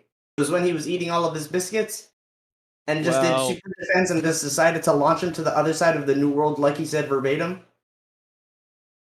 So very clearly, he has defensive armament hockey, but not very offensive armament hockey. So again, he's an anchor that cannot be relied on at all. So if Katakuri is smart, he would try to, speed blitz the Doflamingo as quickly as possible. But we're working from the premise that is these two dudes right here, and then they start once a timer says go. So when these two dudes go. We got to get Shemi's take. So, real quick. Thank you, Stra. Yeah, no problem. Shemi, who you got, what diff, and why, man? All right, man. I would like to say first, if it turns into a 1v1 between these four, Doflamingo's getting cooked by Katakuri. He's getting cooked. Facts. Because Bound Man, who was way slower than Snake Man, was over there cooking Doflamingo. That man Luffy can't even go With organ down, damage. man. Huh? With organ damage, but go on. Organ damage. He was repairing himself. He good. Oh, but that's debatable. Hey, that's a technical. Don't get Larry started. All right, look at his hands. Let's get those things lowered down. Okay. Let's start with Larry. Well, I'll give you that. But still, Bound Man, Luffy couldn't even use that against Katakuri. He would have died if he would have kept on using Bound Man. So, and plus when he went into Snake Man, bro, Katakuri was still weaving the Culverin with Future Sight and with his speed. So I don't think Doflamingo could even keep up with Katakuri if it turned into that. Thank you. So if anything, it just got turned into a jumping of Katakuri and Cracker on Tesoro. So, but when it comes to Tesoro, and we saying this is like a mutual like ground, like this is not in Tesoro's island or nothing. This is just a normal island. Neutral terrain. Hey man, I don't think Tesoro got it, man. Because Tesoro even got hockey that we know of? That's why I said we can't use that as a fair metric. Didn't he cover his gold in hockey? Am I misremembering that? There was like a purple, like a pink vein, and then some darkness. I don't remember. Yo, Yeah. pause. You can broadcast it. I'm making my job stressful, bro. Seven Wilden. Hey, Oh, man. and another thing, when it comes to Cracker, we also gotta realize, does Doflamingo even know what Cracker actually looks like? Because isn't Cracker's a wanted poster just a soldier? He was Yes, the of underground king. Man is known as the Joker. Dofy gonna know what man looks He like. knows people probably within or above the Gorosei, okay? He gonna know. He's gonna know a lot. Man, he know the Gorosei's He baby good. mama's first name. What y'all talking about? It's Dofy. Okay. Well, with that all being said, if Doflamingo goes at Cracker, Katakuri gotta get on his ass because that's his brother. And you know he wanna be the best big brother, you know? So he about to cook Doflamingo either way. And How does he isolate him, Sherry? How does he isolate Dofy? man, there's a lot of methods this could happen. There's a lot of methods this could happen. No one has brought up that Doflamingo has this big ass trident he carries around with him. You mean And cat? you know what I mean? Cat. Yeah, cat. But yeah, and Cat could use his arm with Mochi and just stretch it all around like he got Culverin. And Doflamingo, he doesn't have future sight, so he won't even see that shit coming. I mean, if he just put a little bit of sprinkle dust on that, might be a little too Sprinkle heavy. dust? If you Or take just the based observation hockey. From the clouds? Be Yeah, like I don't Gold think Day. so. It doesn't matter how fast you are. If you are that high. How's Not just Tesoro that, guy are we- even getting near Katakuri? Aren't we also forgetting that Katakuri was also just matching up with Luffy during that fight? So I'm pretty sure he can match up with what Doflamingo's gonna do with his Absolutely, Mochi. but Yeah, we're he could going to definitely- utilize everything in his versatility, including his ability to walk through the clouds. Man, y'all sleeping on Dofy without a gamma knife and organ damage. The disrespect is Yeah. crazy up in this chat right So now. Shemi, what's your take? Who's winning and what diff? It sounds like you're going cat and Cracker. What's the diff? I'll go Cat and Cracker, and I would say, Good I'll job, say bro. I'll probably say mid diff. Oh damn. I'm liking the diff. I'm liking the diff. I might be Damn. biased, but I like it. It's still tied. It's tied now. So we could go with the YouTube chat that has Cat and Cracker ahead by Nah, 10%. You got to find out who Hime would date. You got to bring her in. You have to. It's a tiebreaker. You have to acknowledge the anchor here, chat. You got to get the You female know, perspective. We I represent am- all genders here. Yeah, the anchor is I'm Gild. curious about her take just because I know she loves Dofy, but I know she loves Katakuri too. So I don't know where she's leaning. Bro, we she can gonna bring choose Hime drip in if versus y'all dip. really want to. Yeah, so But- Bring her in. what I'll do is I'll drop you guys since we got your votes, and then we'll bring in those three, and then we'll end it after that. Dope. All right. So Okay. thank you guys. We're gonna bring you back in for the next fight though, for sure. All right. See you later. We need All better takes though this time. All right. Yeah, you too, Oz. Oh man, yo, I gotta go to the bathroom. I'll be right back. Yeah.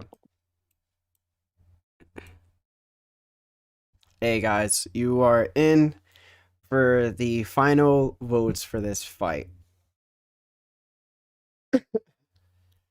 So Hime, everybody wants to know your take specifically.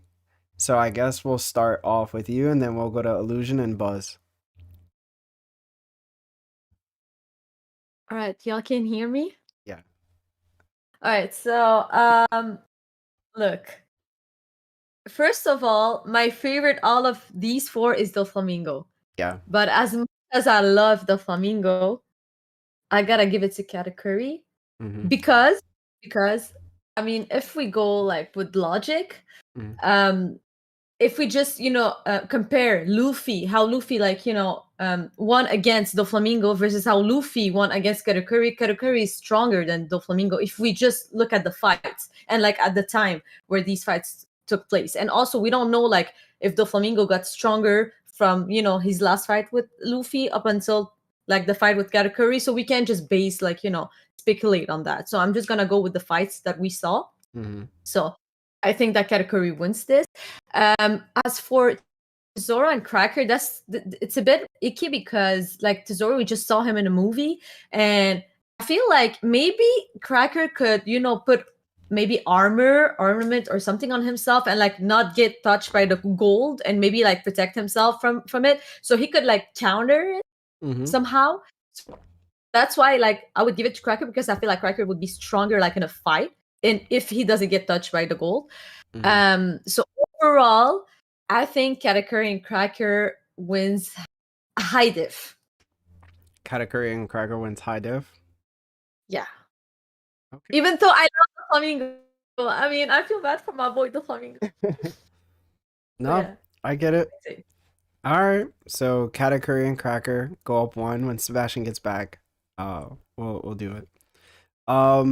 Buzzed, you there, bro?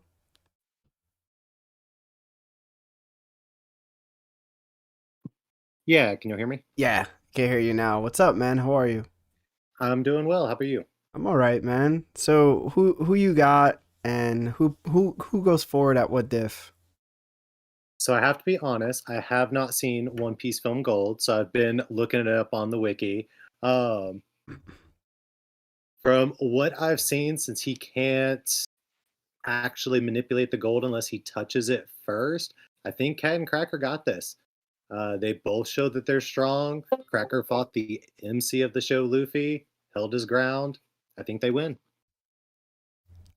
I would say high diff. Okay. Larry, I missed who went? Hime? Yeah, Hime went, and then we got Pete right after. Huh? We got Pete after. Okay. Who did Hime go with? I have to state the I said that I would pick Katakuri and Cracker high diff because they are logically stronger, even though I would date more Doflamingo than Katakuri. All right? You happy?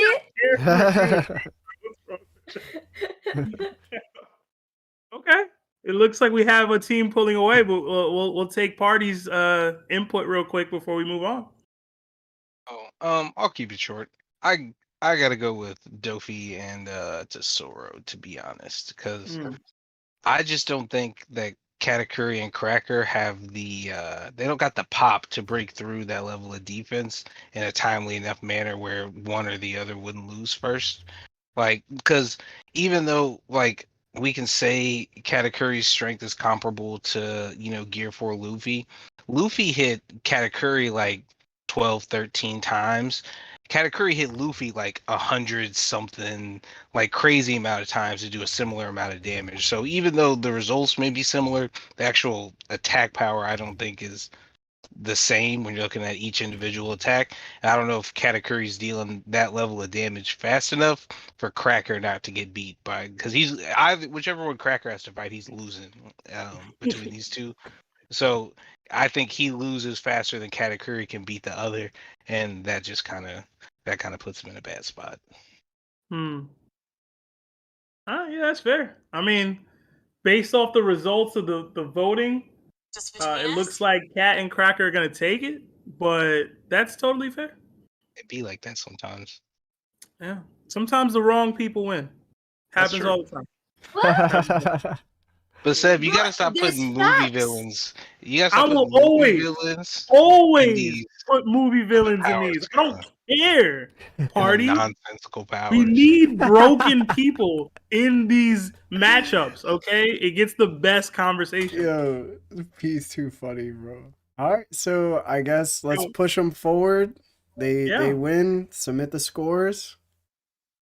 Even though I feel like Dofi and Tesero probably should have took it, but whatever. Like, because if we're going off what we saw of Tesoro, isn't he just turning Cracker to gold? Like, but Tesoro could put, Cracker could put ornament on himself and not get touched by the gold. Doesn't that work? I don't think it works like that. But you have to know first and foremost. He'd have to know. Right? He was doing this with like gold flakes. So like, if Cracker gets gold flakes on him that he doesn't know, because how are you gonna dodge gold flakes? Like nobody's observation hockey is like that. Like I don't see how he comes out on top, because like the Cracker himself doesn't quite have that pop. The real question: are they going into the fight with the knowledge of the other's ability? That would have been the first question to ask. But you didn't ask it, He-Man. I know. I just thought about it now because in my head it was implicit. They knew about the other. They're not giving like full knowledge. They're not getting like that's scouting reports on each other. You see, They're when you just say fighting. it that way, yeah, Cracker might have like a disadvantage. Now that I think about it, but like, I'm going out like as Cracker would know about it. But and anyways. Cat, for the record, is not definitely beating like Tesoro. Like if he just gets turned to gold, like party, he might lose. He might lose. You wildin' now. Yeah, now you wildin'. You wildin' a little bit, bro. Now you wildin'. Now you wildin', bro. Just Yeah, but okay, but you guys think that Doflamingo beats Katakuri? No. I think it's a then close fight. what is? I think it's a closer fight than people think. Look, my heart goes with Doflamingo. I would want him to win, but we know that Katakuri is kind of stronger. Yeah, I agree. All right, so I guess we move on to the next one. Seb, I did not make obviously the verses for the first two here, so we're gonna just go to the. No, we're scrolling down. We're scrolling down. Yeah, to Aokiji. Did you make the 16 versus? I mean, 15 versus 18? No. Let me see who it is. It's scrolling down now. No, I don't. I did not do that. Sorry. I mean, just keep going. Who did you make? We can do whatever. Yeah. You're gonna go to the Aokiji and Smoker one. Okay. All right. Yeah. So thank you guys for being in. We can keep them on. They were pretty short. Oh yeah. All right. Yeah. That's fine. All right. So Yeah, then. Larry doesn't want me in here, bro. That's not true. I mean, I get it. Why would you get it?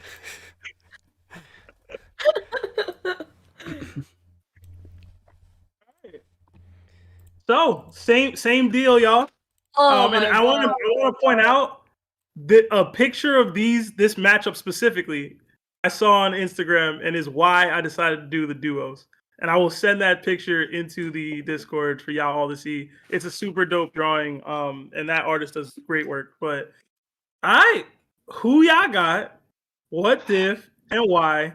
The Marines, potential ex-Marines, versus the Cross Guild boys. Who y'all got? Aokiji and Smoker versus Mihawk and Crocodile. I'm really interested in what y'all think about this one. I already know where Hime's leaning because she's a hater. You don't know. You don't know. You don't know the battle inside of my heart that is going right now, bro.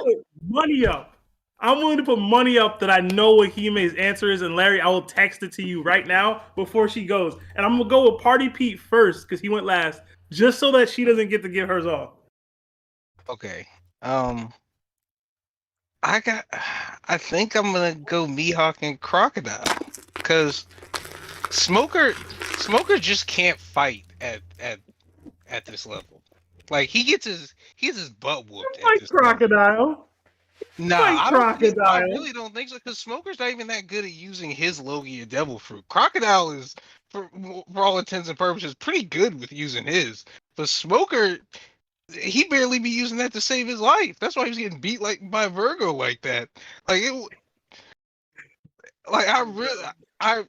personally don't like Smoker very much. But even if I'm being honest about like his level of strength, he loses to Crocodile high diff, and then I think that happens faster than Mihawk or Aokiji win their fight. I think they fight for a little while, and Crocodile beats Smoker first, and so that side wins. That's kind of how I see it. I mean, that's fair, I guess. I just want to point out that, like, based off what we've seen in the show, we've never seen Crocodile use Haki, and Smoker can use Haki. They're both Logias. And Smoker uses a Sea Stone Jutei. I don't know why you just think Crocodile's chipping Smoker shit like this party. Like, based on what? You're assuming he can use Haki now. Do you think Virgo's stronger than Crocodile? I mean, it's very possible that he was, bro. Like you're pushing Crocodile up. Entertain the thought, Seb. Yes or no? Do you think that Virgo is stronger than Crocodile? You're muted. Well, I I'm not couldn't hear muted. you. I'm thinking. I couldn't I'm hear you. thinking. Okay. I'm not talking. I'm thinking.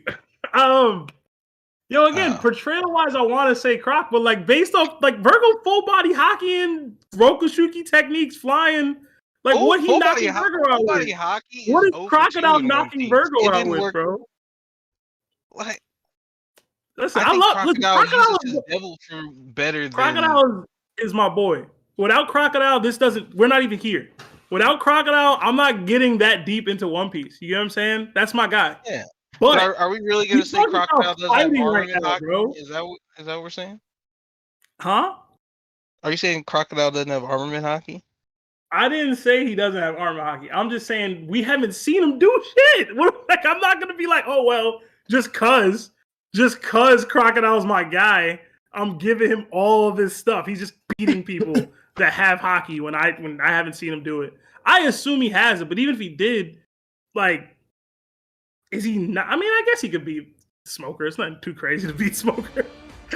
I don't know. Hey, there's nothing too crazy to beat It's not Smoker. crazy to So I beat think Smoker. that But happens it's not too faster crazy to beat than- Crocodile either. Why are we acting like it's a feat? Yo, one at a time, for bros. Smoker. I'm sorry. Yeah. Go ahead, Seb. No, that's on me. That's on me. My bad. All right. But yeah, I've said so, my piece. Go ahead. yeah, you got Mihawk and Crocodile. All right. Yo, Celestial Donkey, thank you for the 5. Mihawk and Crocodile win Buzz. because they under Buggy. I got a weird question here. When they go to Yeah. start this fight, how far away from each other are they? Oh man, y'all really want me to get into range and distance and terrain, man? Like they can I don't see each think other we have from they're out on a football field, bro, and it's like they Okay. I mean, each other even just like 25 eyesight yard line, away, they're not that close. Aokiji can speed blitz all of them. This is done. The other one's hockey is not going to stop him. A sword slash won't stop him. We've seen him freeze islands away instantly. They take it mid difficulty. Okay. All right. That's relatively fair, I guess. I mean, if I change the terrain to like they're right next to each other, does your decision change? Like I don't know. If they're Like, right next to each other, maybe Mihawk stands a chance at extreme diff, but even then I don't see it. He couldn't hit Luffy at the war. I still think Aokiji speed blitz it. oh man. Mihawk slander is upon us. All right. Mid diff. We got 1 and 1. Hime. Who you got? What diff? Yeah, I and hate why? you. I hate you I for know. doing this. I hate you for doing this because like the other fight, like my heart is with someone, but my logic is with the other, and I hate it. Yo, Aokiji is my boy, bro. Why are you doing this to me? Why you put him with Trasher? Like, why? Because it's a feasible team up. You Bro, can feasibly no. see these two You people could teaming up. look. You would have put Doflamingo with him. I would have taken Aokiji on Doflamingo. But you put Smoker. Like, how am I gonna back up this man, bro? This uselessness. I can't back him up, bro. I thought your hate for Crocodile would oversee your Bro, disappointment. my hate for Crocodile and Mihawk, bro. Listen. Logically speaking, Mihawk and Crocodiles win. I'm gonna high diff. Okay?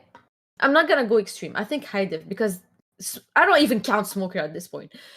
But it's like it's 2 versus 1. This is how I feel about it. To be honest, to be fully honest, yo. bro. Smoker deserved the disrespect, bro. I'm sorry. Okay, and also, Celestial Dragon said something. He said, "Mihawk and Crocodile wins because they're under Buggy." So I must. So this gave me hope. I was like, oh shit, I could probably pick them because like I feel less bad picking them now because Buggy's my boy, you know.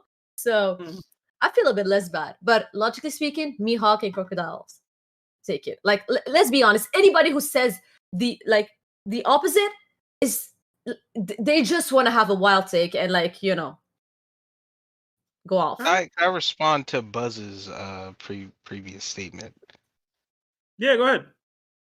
Yeah, I just think saying that Aokiji speed blitzes him is a little bit of reductive on the terms of like Mihawk's skill level. Like, regardless of like what you think about him, he is the world's strongest swordsman. He's compared to Shanks, so whether or not he's quite as strong as Shanks, he's at a level that's comparable. And I don't think Aokiji is speed blitzing anyone in that tier of fighter and just like freezing them completely. Because even Dofi, who's weaker than Aokiji and Mihawk, when he froze him, like Dofi unfroze, like 30 seconds later or something like that.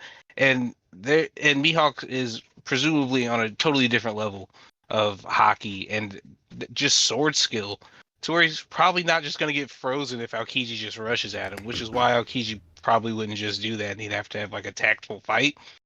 And if it comes down to a tactful fight, I think Smoker loses before Aokiji could beat Mihawk, because as strong as, we like to place the admirals, they're not quite as strong as the Yonko. And if we're talking about someone comparable to one of the Yonko that admirals aren't quite as strong as, whether or not they win, that's a high to extreme diff fight that's going to take some time. Like, it's not taking the same time it took him to fight Akainu, whatever the result may be, but it's still going to be longer than I think Smoker could hold out against Crocodile. All right. Larry, who you got, bro? I'm curious. I really have no idea who you got. This is like the match of bums, yo. Because you got Aokiji, who apparently can't kill people.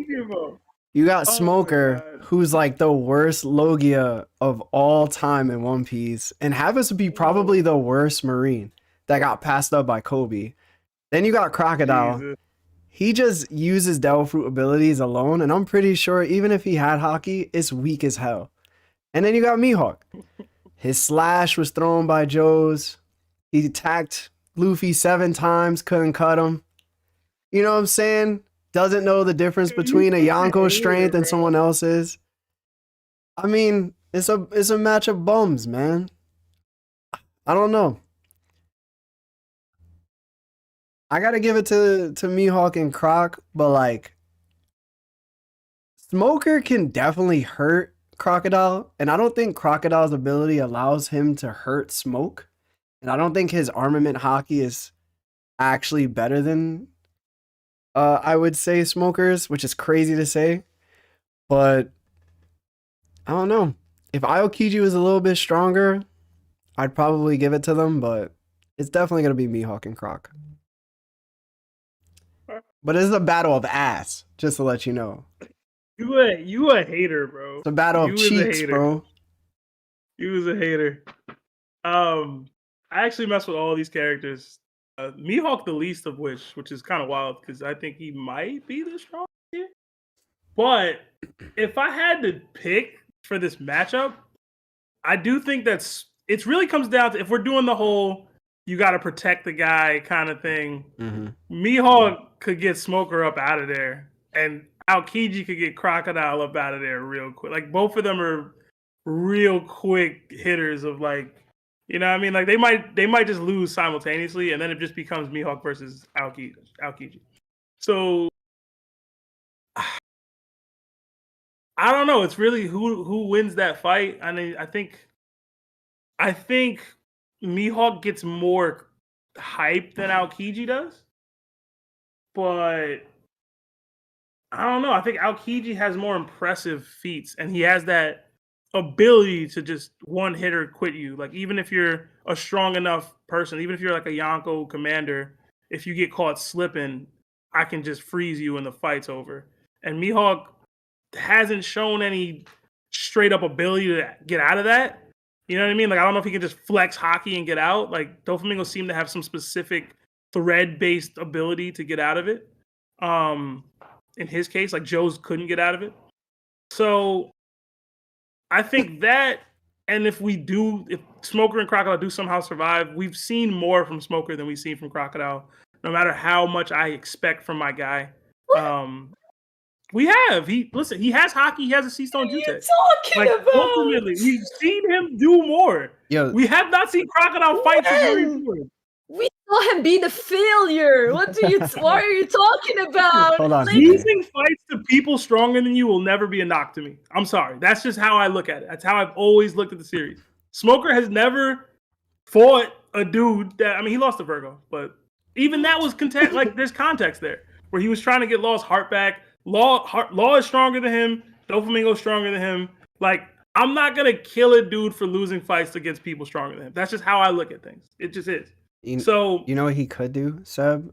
I forgot to mention this. So- Aokiji could just like freeze the entire island, right? And like, what Crocodile gonna do, bro? yeah, bro. Crocodile could get Yeah, null and I'm gonna voided, switch. like, I'm gonna real switch quick. my answer, bro. You switching? It's Aokiji and Smoker, bro. As Yeah, much as bro, I don't I'm like not Smoker, switch Listen. Smoker and I go with Aokiji team. Switch him to You're not anybody, switching bro. nothing, even. yeah, I'm Switch him to switching. Buggy and I would go with him, bro. Legit.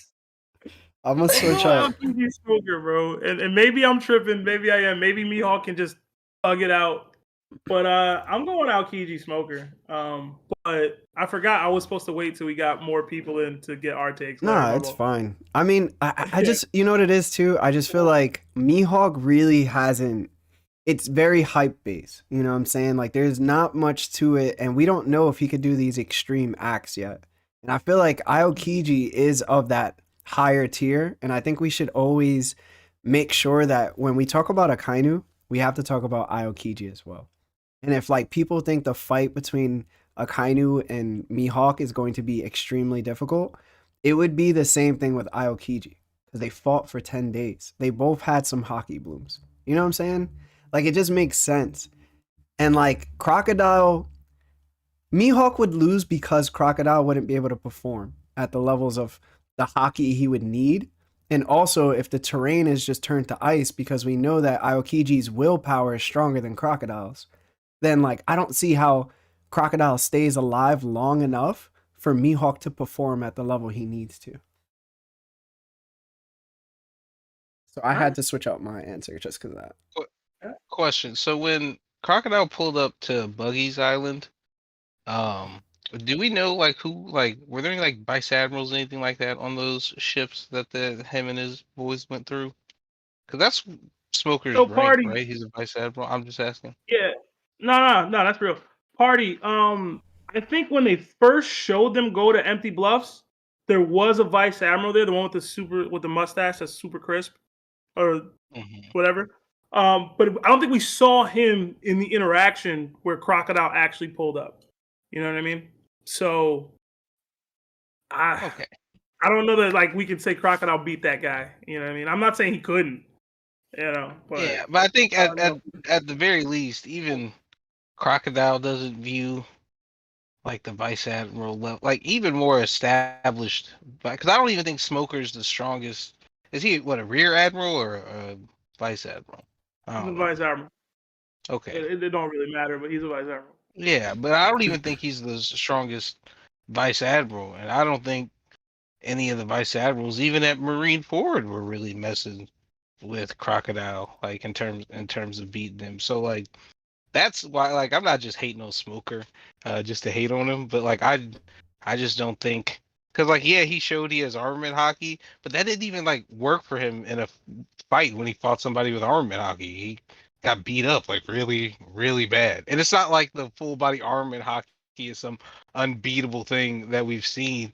Like the two people we've seen use the full body armament hockey, you know, went on to get Mac. Well, one got beat by Law, and then Jinbei, you know, after Who's Who did his lore dump, he basically hit him with two moves and knocked him smooth out.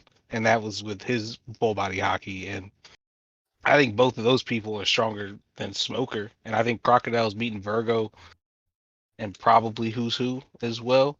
So I don't think Smoker is quite there in terms of combat ability, because like we see plenty of people with armament hockey that like get beat up. Like from Kaido's crew, Batman had armament hockey that he used, and that was more effective than the armament hockey we saw Smoker use in his fight. So Is Batman beating Crocodile? No, probably not. I don't talk about Batman on stream. Any forms of Batman. All right. Yeah. Let's get these. Thank you guys. We're gonna bring in some other people. You were amazing. Stick around. We're definitely gonna bring you back in. Yeah, and Larry, let's do 3 at a time for now. I think it flows better. All right. Yeah. I think Ant Dog wasn't here yet. We'll go down the list because I don't know exactly. I mean, we got people who haven't gotten in yet. Like JD hasn't gotten in. Ant Dog and Iron Hockey or Illusion. So you said you want 3 people? Yeah. Just 3. Okay. I put in 3 people, right? Yeah. All right. Oh, one of them. One drop. Well, if they can't get in, then put in Illusion. Put in Illusion. Then they got to drop.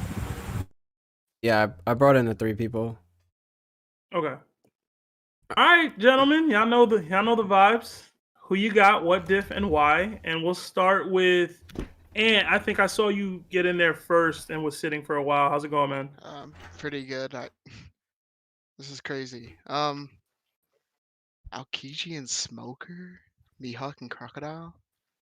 Mm-hmm. It'll probably be Mihawk and Crocodile, honestly.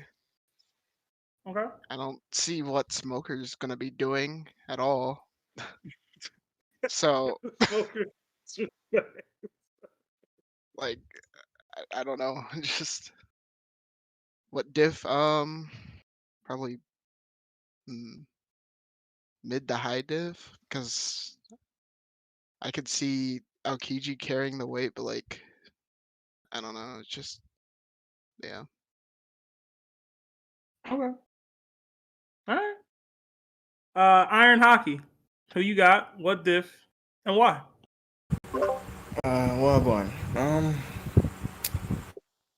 I see Mihawk and Crocodile also. I mean, in terms of fighting ability for Smoker, there's not much there really, I mean, yeah, he does have armament hockey, but we don't know to the extent of how effective it will be against Crocodile. And I think more than anything, he probably drags down Aokiji in this fight, to be honest. And I don't see how he would be able to, compete with Mihawk or even Crocodile, for that matter, Also, Aokiji's ability. If it was somebody teamed up with Crocodile who has less status in the world of One Piece than Mihawk, I would say Aokiji, but because it's Mihawk, I would just have to choose that side. If we're going to look at Mihawk, we have to look at the fact that this is the person Zoro is trying to catch up to. So his fighting prowess has to be an extreme different level from these 3 characters.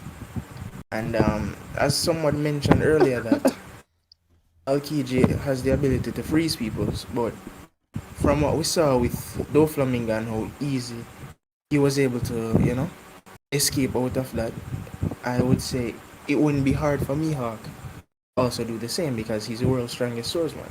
We know that comes with a certain amount of fighting prowess where these 3 characters may not have. So I would have to just say Mihawk and Crocodile. I can accept and agree with a lot of what you just said, Iron Hockey, but I think you're downplaying the status of an admiral and Aokiji's I'm not status in the world a bit here. Because as someone also said, he did fight with Akai, for 10 straight days. So I do believe his fighting them, he would do a lot. He could do a lot. And because he also is ice, he has the ability of like ice or so. His power against Crocodile would be very effective because ice, comes from water, and Crocodile can't really do much against water.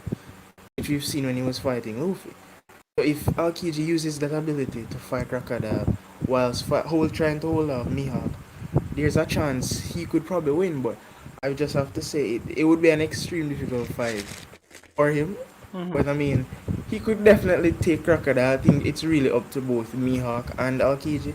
But I said earlier, if we are supposed to expect, if Zoro is supposed to reach his level, I would definitely have to say that his fighting ability has to be to, you know, he's going to be that guy in the fight. If you get what I'm saying. No, I get you. I do. All right. All right. JD, I think I know where you leaning. But What up, yo? What's up, Seth? How you doing? What's up, man? I'm sure I know where you going, but what's going on? All right. I'm gonna have to give my credit where I have to, and that's Aokiji, obviously. So I'm gonna give it still Mihawk and Crocodile, but I'm gonna say Extreme Div. I do think Smoker is literally just like wait for Aokiji. Like he's gonna have to carry him.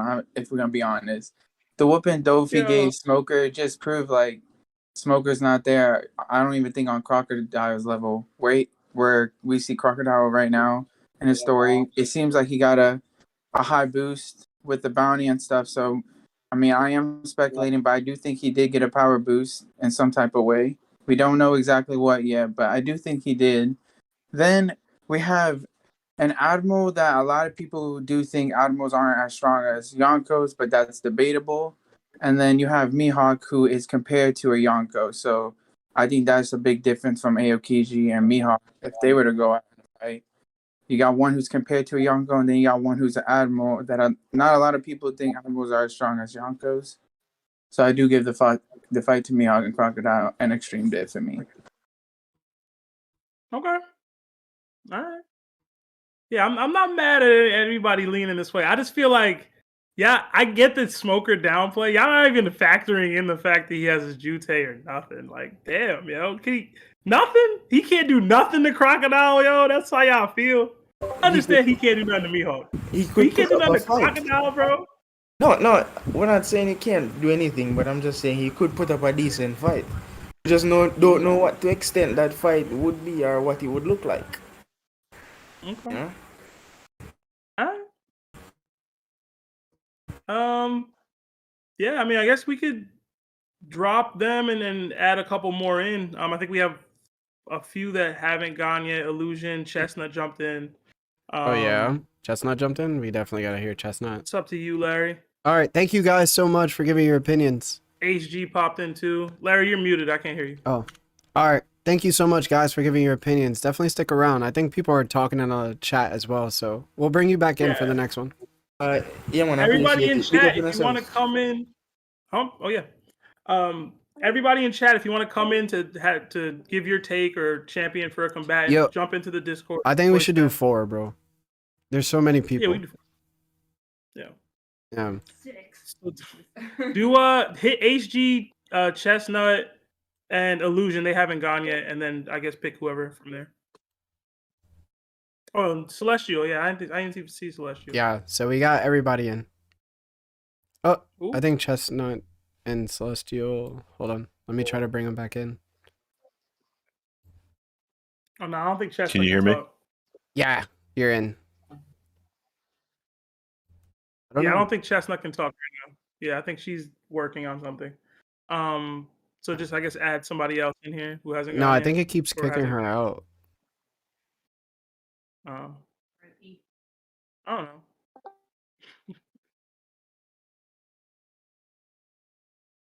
All right, I think nope. Nah, bro. I'd say bring in somebody from the original 4, or the original 4 that we brought in. I can talk. Oops. There she can goes. talk. Oh, there I she told you, it just kept kicking her out. Yeah, I'm sorry. No, Chestnut, what's up? What's up, Chestnut? Let me turn on my camera real quick. We got HG. I'm working on something for somebody special right now, so We got Celestial Donkey and Illusion. What's up, guys? Just got off work, so. Hey, yo, what's up, man? All right, Sebastian, lead it. All right. Chestnut, you're on camera and you're working, so I'll go with you first in case you need to jump. Who you got, what diff, and why? And thank you for caping for Smoker in the chat. There was a whole lot of Smoker disrespect, which I get. I mean, I do get it. But you're the only person caping for that, man, so I appreciate you. listen, there's a lot of Smoker hate just because of what happened on Punk Hazard, but he's genuinely like a serious threat. I think it's just because on Punk Hazard there was a lot of stuff going on, and so people totally downplay him. I did say whoever's losing, I would take their side and argue, so I'm gonna have to go Aokiji and Smoker. And the reason actually win, Chestnut. Listen, Just contrarian. listen. Okay, if when you start thinking about actual team comps, even though Crocodile and Mihawk are currently on the Cross Guild, I think that Aokiji and Smoker would be a much stronger force because Smoker would probably be like the distraction force, as we saw in Punk Hazard when he was fighting with Law. The smoke that he puts off could probably distract from a couple attacks. I don't think that Crocodile's observation hockey would be strong enough to kind of sense certain things if it's a smoke attack versus an ice attack. So I think that for Crocodile, Aokiji and Smoker could probably take it on pretty easily. The only thing comes with Mihawk. I think that Mihawk's observation is probably the best. So for that, it would probably have to be a lot more misdirection other than just like straight up like fighting. I think that Aokiji could probably take on Mihawk and probably beat him, but they would have to take out Crocodile first. So if they're able to take out Crocodile and take out that threat and then go 2-on-1 versus Mihawk, I have it at high diff. If they can't take out Crocodile before Mihawk takes out Smoker, Crocodile and Mihawk win. And that's my opinion. That's all extremely fair and probably accurate. And I like that you brought in the teamwork. Like, these dudes are former Marines and friends. They've probably fought together in the past. Mihawk and Crocodile are like a makeshift duo that just randomly got together, kind of. So I do like the teamwork aspect. And in general, I do think Aokiji is a hard counter for Crocodile in like he just done him up in like a second, really, probably. I guess the same can be said for Mihawk and Smoker. So, but all right, Celestial. Thank you, Chestnut. Celestial, who you got? What diff and why? And don't use Buggy as a basis for your claims, okay? I need the merit of these men. Okay, so it's Mihawk Crocodile winning. High diff. Okay. Because Smoker's just, in my opinion, give me a nuisance to Aokiji because he's gonna end up losing to whoever he's facing. Aokiji's gonna be worried about him being the man he is, and if as soon as Smoker's down, it's gonna be a 2-on-1, and they can't do anything to Aokiji. Not to mention Aokiji's like a walking ice pack now because half of his body's ice. Not to mention Aokiji was rejected by Buggy, so he had to go to Blackbeard. You know. Mihawk and Crocodile are on Buggy's, they're in his group, so automatically better. But yeah, high diff, Crocodile and Mihawk winning. I bet. Okay. I knew Buggy was coming up. I should have known. All right, Illusion. Yeah, man. Okay, so look, I'm gonna keep it. I'm gonna be honest with y'all. Buggy's right hand and left hand about to take this. I'm just saying it. Let's go, boy. Let's go. Now, I mean, in all honesty, I will say it's gonna be high to extreme diff that they actually take it, just because we haven't seen a lot of feats from Mihawk. But I mean, Smoker, he ain't that strong. So it's like, I mean, like I give Smoker credit where credit's due. But it's like I don't think he's winning a fight against like Mihawk or Mr. One. I mean, it's just not Mr. Zero. I mean, I don't see it. I don't see it. And then after they beat Smoker, I don't see Aokiji beating both of them at the same time. Personally. Okay. That's right. That's fair. I can see it going the other way. They could take out Crocodile real quick and jump Mihawk like Chestnut was saying, but I guess it depends. It really depends on who gets what off first. But I think I will say that to y'all point, if Mihawk cut Smoker down, Smoker probably still alive for at least, you know what I mean? But if Aokiji freezes Crocodile, Crocodile's just frozen. Like he's not like able to return, if that makes sense. Not that Smoker's really going to be an impactful fighter in a Mihawk scrap, but I don't know. I feel like there's a finality. Well, maybe not finality considering what we read last chapter, but there's a he's not coming back to that fight with Smoker, with Aokiji freezing you. But I appreciate the illusion. Ace G, the man with the wildest takes in our Discord. That's not even true. No, that's not even true. true. That's That's not that's true. what's scary about our Discord. But Ace, what's up, man? I know it's what time is it over there for you, bro? It's like 8 o'clock in the morning. Nah, it's like 10:20 right now. Oh, all right. I was off a little bit. But in this one, I had to agree with Chestnut that I'll give it to Aokiji and Smoker. First, like the main reason they are like friends and they were Marines, so I do believe they can work together. And the thing is, everyone's acting like Smoker and Crocodile, like they're that far in strength, and I don't really believe that. I don't really think that I think Smoker can take on Crocodile if he has to. And when it comes down to it, Aokiji has the most fatal attack out of all of these guys. So Aokiji can just take out Mihawk or Crocodile quickly, and then it's a 2v1 after that. And the way I see it, Smoker is like the best support you could have, like as in an attack, in a duo. Mihawk and Crocodile, I don't know how that chemistry would work. Like with Crocodile's power and then Mihawk just being a swordsman. So I'd have to give it to Aokiji and Smoker, but it's gonna be extreme diff. All right. Okay. Yo, didn't Smoker already lose to Croc in Alabasta, or did he just get caught by surprise and fell in the trap? I don't remember. That's so long ago, bro. That's like 1,000. That's almost 1,000 chapters ago. I don't remember. But Smoker be taking L's. I ain't gonna deny that. He good for an L in any fight. But his L's are like 1v1s though. Like as a support character, I think he will do pretty well. Especially Smoke as a distraction.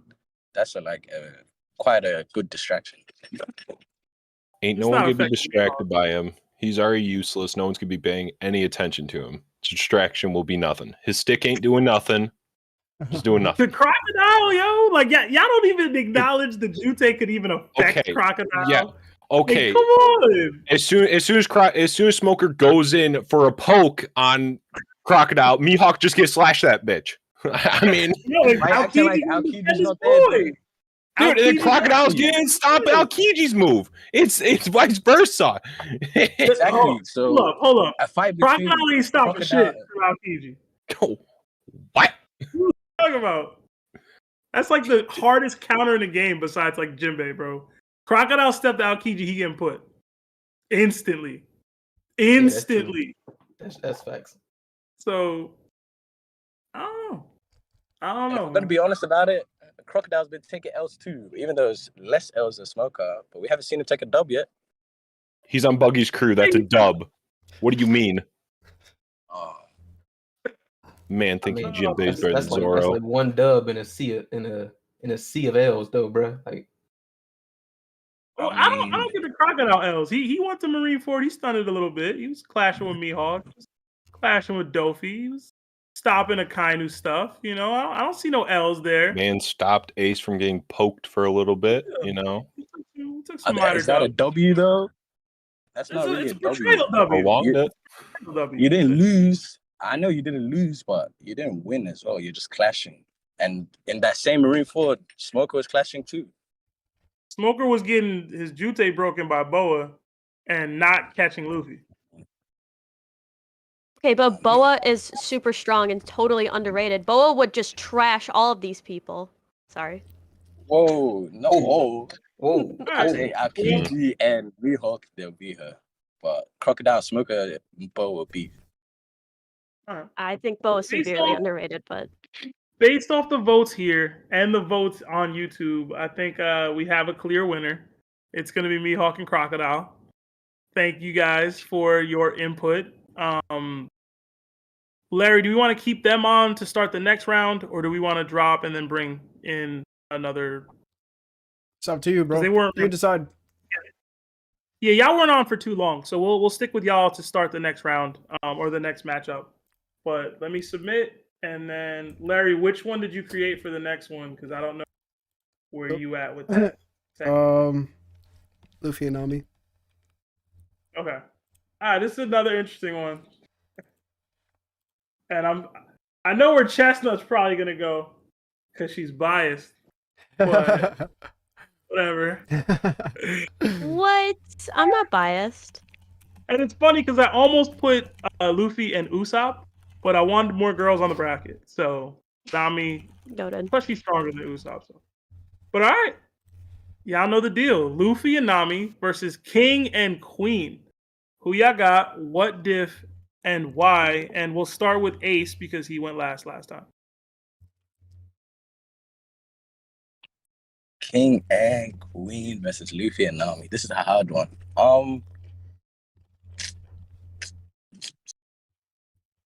I'd have to give it to King and Queen.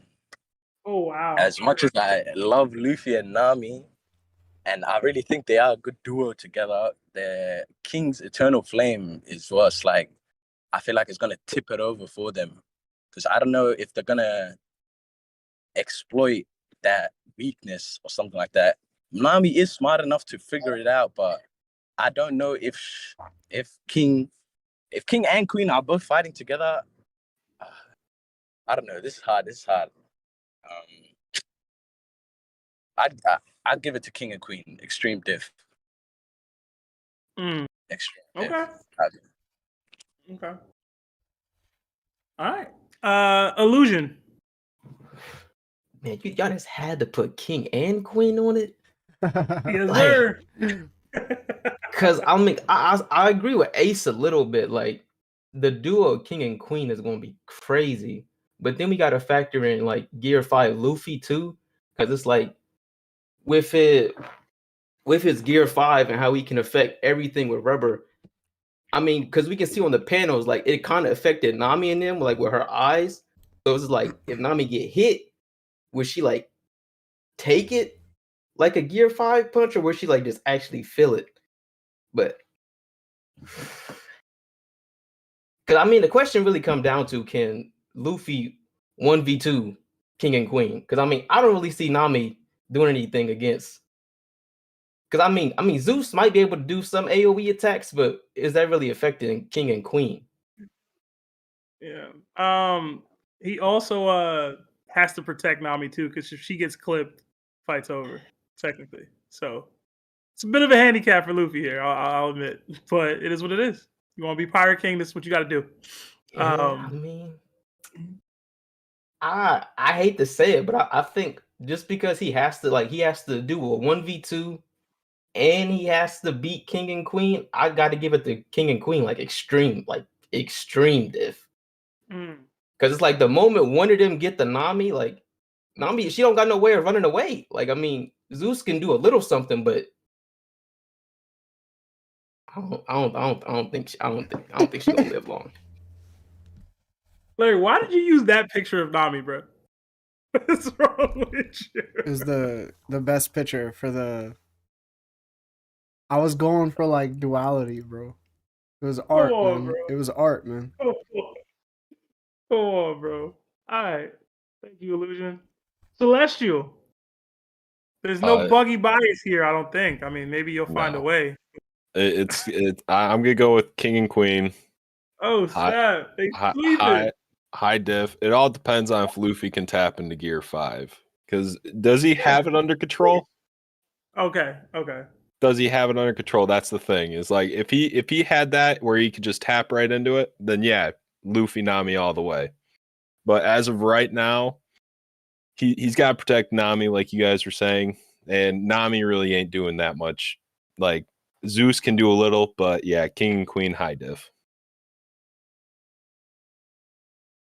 Okay. Chestnut. Who you got? What diff? And why? Nami could high diff them by herself with Zeus. I don't even want to hear this slander. The slander I'm hearing all over. No, because let's be honest, Zeus is insane. Number one, Queen is a fraud. Okay, Queen is mechanical, and we know this, and because Nami has access to all of the elements, she could absolutely do like massive damage. Queen just isn't a smart fighter, and Nami's fights are all about the mental game. We saw this when she fought Khalifa in Eni's lobby. Like, she could definitely do the exact same thing to Queen. Queen isn't smart. He doesn't have that battle IQ. He's a fraud. So Nami could definitely take out Queen by herself. Especially with the power of Zeus, because let's be honest, that's the power of a Yonko. Ain't no way Queen is going after that. The only thing is, could Queen scare Nami enough so that she can't fight? I don't think so after, because this is like, I'm thinking about this like post Wano, right? If we're thinking about it like this, Nami has definitely now has the mental fortitude, especially after the ulti interaction when she had her big moment, the Luffy will be king of the pirates. So it's just no debate there. Nami could take out Queen by herself. Queen is a fraud. So now the argument comes down to, could Luffy take out King? A base hockey Luffy is taking out King. I don't want to hear it. He doesn't need gear 5. He doesn't need any of his gears. The Luffy that we saw fighting. No, the Luffy that we saw fighting on the rooftop with Kaido, like that, sky split done. Like King doesn't even have Conqueror's Haki. What is this? They're trash. King and Queen are trash. I don't want to hear it. Oh. It's crazy that you think Queen will not do something to Nami. It is crazy. That man can literally turn invisible unless Nami's observation Nami is crazy. Not to mention if he has those deadly bullets they used at the prison. If not Nami ain't moving fast. How is she gonna dodge all that? If she gets hit by one of those, protect her. I think we're underrating Zeus. We're underrating Zeus's power. Like, Zeus is a simp. That's what it is. Okay, Zeus is a simp. Zeus, listen. I'll say this, and I love that you used the word simp just now. Nami can tempt Queen. Queen is a perverted douchebag. If he sees Nami, he's gonna try to bag in some way, and if he's distracted by Nami in that way, Luffy can probably one-shot him. It doesn't matter. King's there to smack him upside the head. King will get Queen's head in the right mentality to fight. If they're side by side, if they're split, maybe. But if they're side by side, there's no way. King don't like Queen. Like, King and Queen don't really get along. So I don't see where this teamwork is coming in, where they're gonna protect each other. It's literally a 2v2. They gotta work together. They gotta fight together. Not. You can say that, but they did work together to wipe out the live floor. They were wiping the live floor. And they were basically notating that they were impossible to beat together. That's in panel. That's on panel in the manga. With a bunch of fodder, like, they're too much. Like with a bunch of fodder because they were. Sanji was getting cooked too. Marco got cooked. Sanji was taking on King and Queen, and then they separated, and then their egos took over because all of the top echelons of the Beast Pirates just have massive egos. So you know for a fact that King is gonna want to take on Luffy because he took out Kaido. And he's going to want to do it 1v1 to basically take revenge on Kaido. And when we're looking at Queen, and you were right, one happiness punch taking Queen out. No diff. I changed no diff for Nami. Ridiculous. Do y'all think happiness punch eliminates Queen entirely? Is he done? Is it over? Yeah, that's it. No. He might be a simp for women, but I don't think that will knock him out. No. Listen, and at the minimum, I do think it can distract him enough to get Luffy in there to handle him, because Luffy could probably one-shot Queen in Gear 5th. But all right. I mean, Larry, if he gets into Gear 5th, like to say that if he can get into Gear 5th. Okay. I mean, Bound Man plus Conqueror's coding plus sky splitting power is probably knocking Queen the fuck out too, though. I'm gonna be honest with you. Yeah, like Gear 4 Luffy taking both of them out by himself. So having Nami there is just I'm changing it's low diff for Nami and Luffy. Changing my opinion. Low diff. Not gonna lie, you can't convince me. So, Larry, who you got, bro? I've been sitting stewing. I kind of agree with Chestnut, except for everything she said about Nami, because clearly that was her just walling out.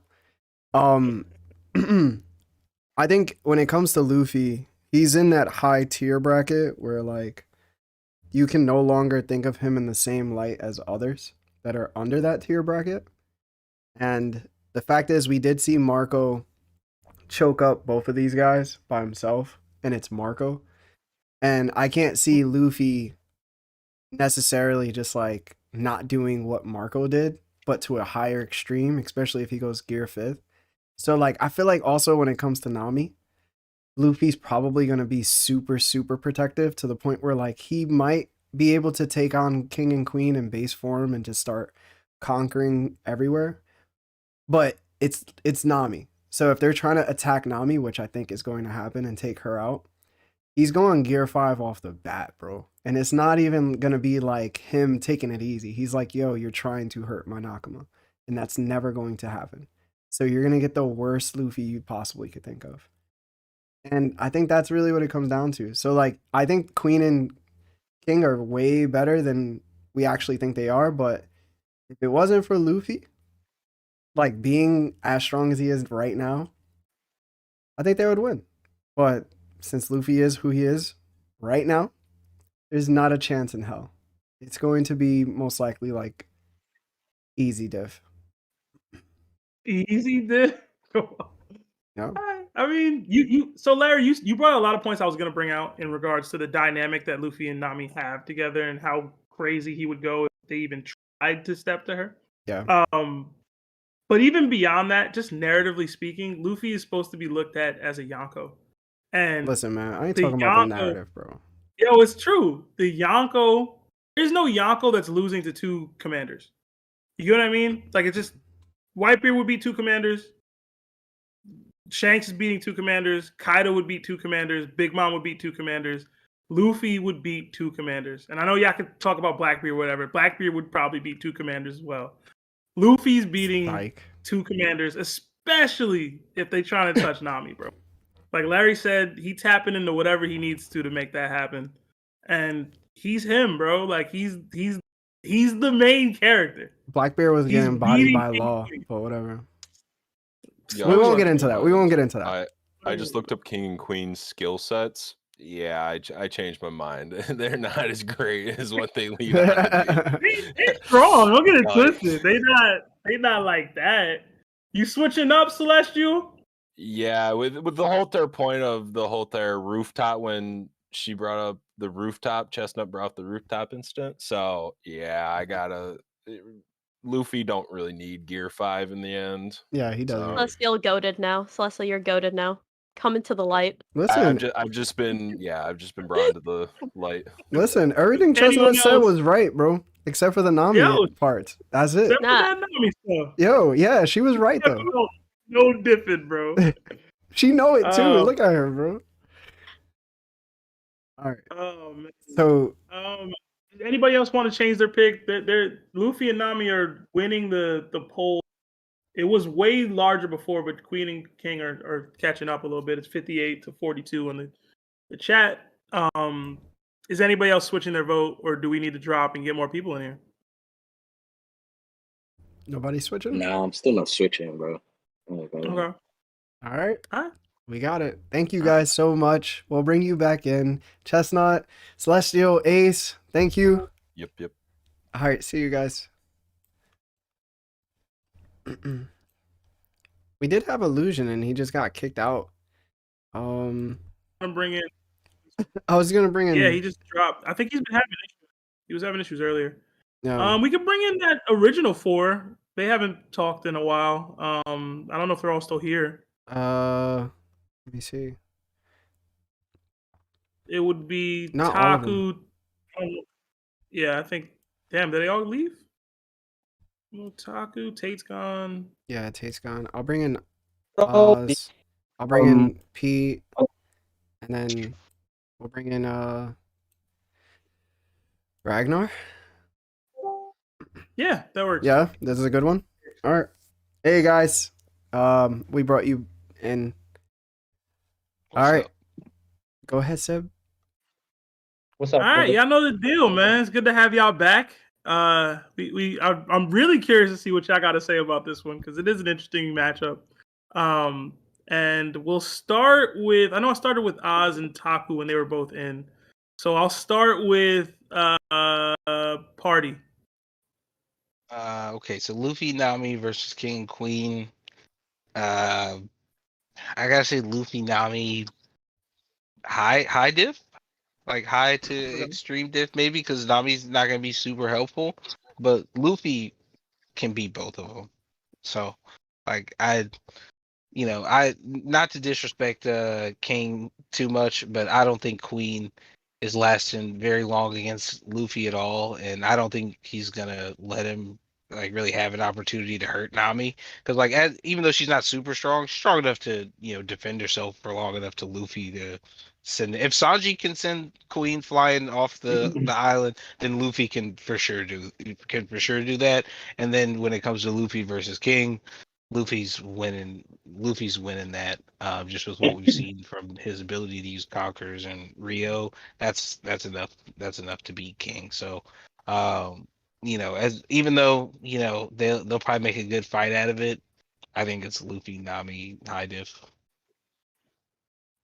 Okay. Yeah, I agree. I mean, once you tap it into Rio plus Conqueror's coding, King's whole shtick is like negated. And Queen, like, even though he is an ancient dinosaur and everything, it's like how durable is he really? Like Party said, if Sanji's sending him flying like that, there's no telling what Luffy would do to that boy. But all right. Vegeta, Ragnar, what up? What up? Who you got? What diff and why? Hey yo. I don't think Nami has enough attack power to take out Queen. So it's mostly a Luffy versus King thing. Or even if you switch the fights, I don't think Nami would be fast enough to escape from King if they were fighting. Even if she was riding Zeus.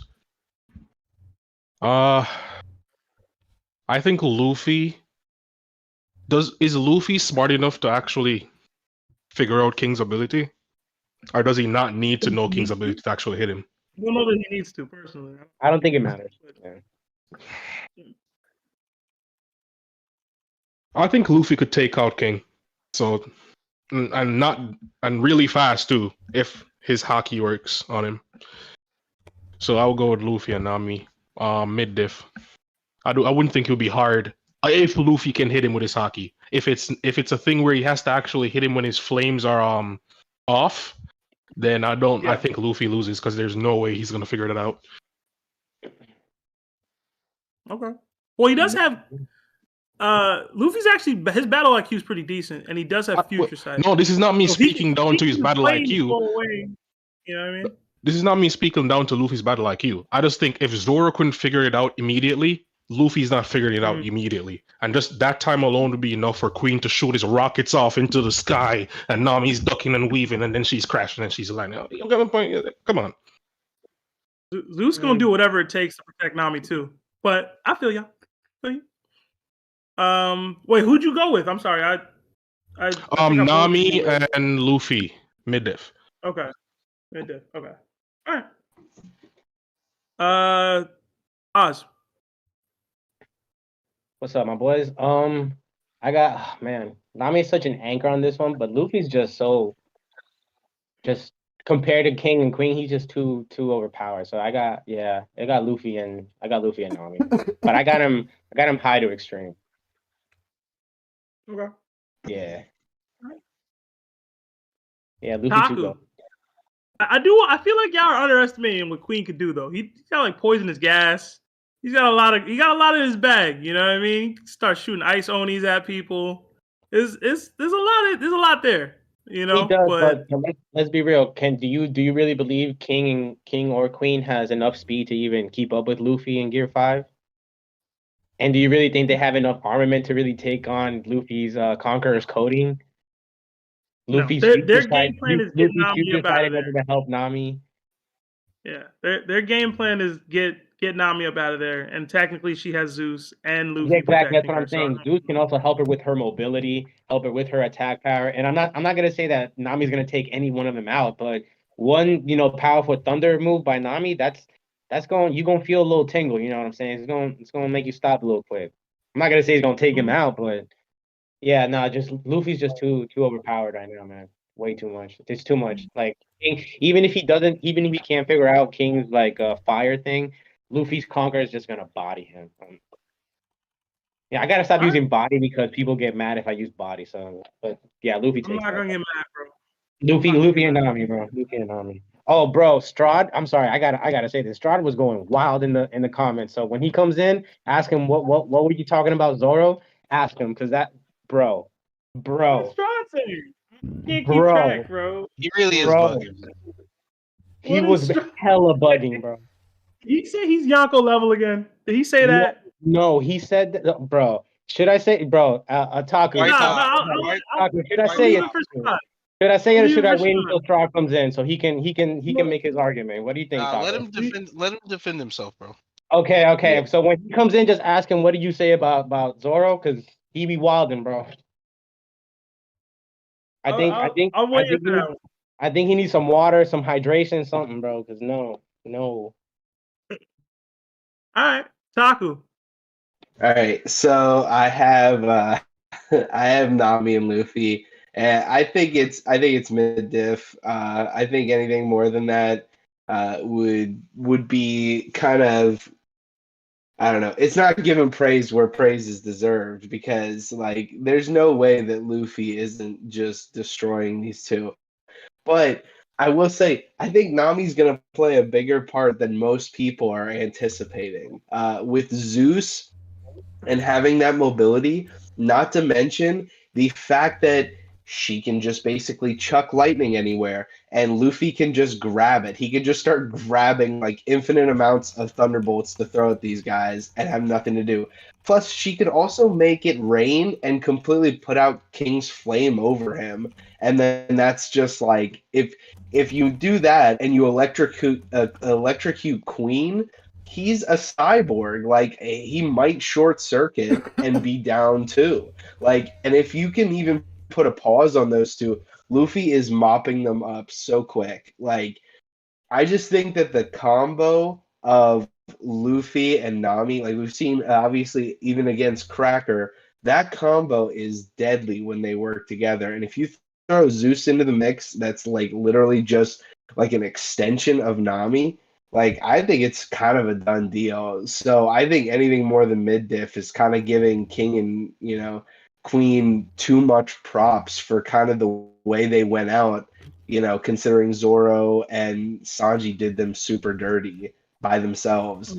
So I don't know. I can't stop but think that Nami and Luffy are mid diffing them just purely off of their ability, and how they're a hard counter in that way. So that's my opinion. I think it's mid diff for sure.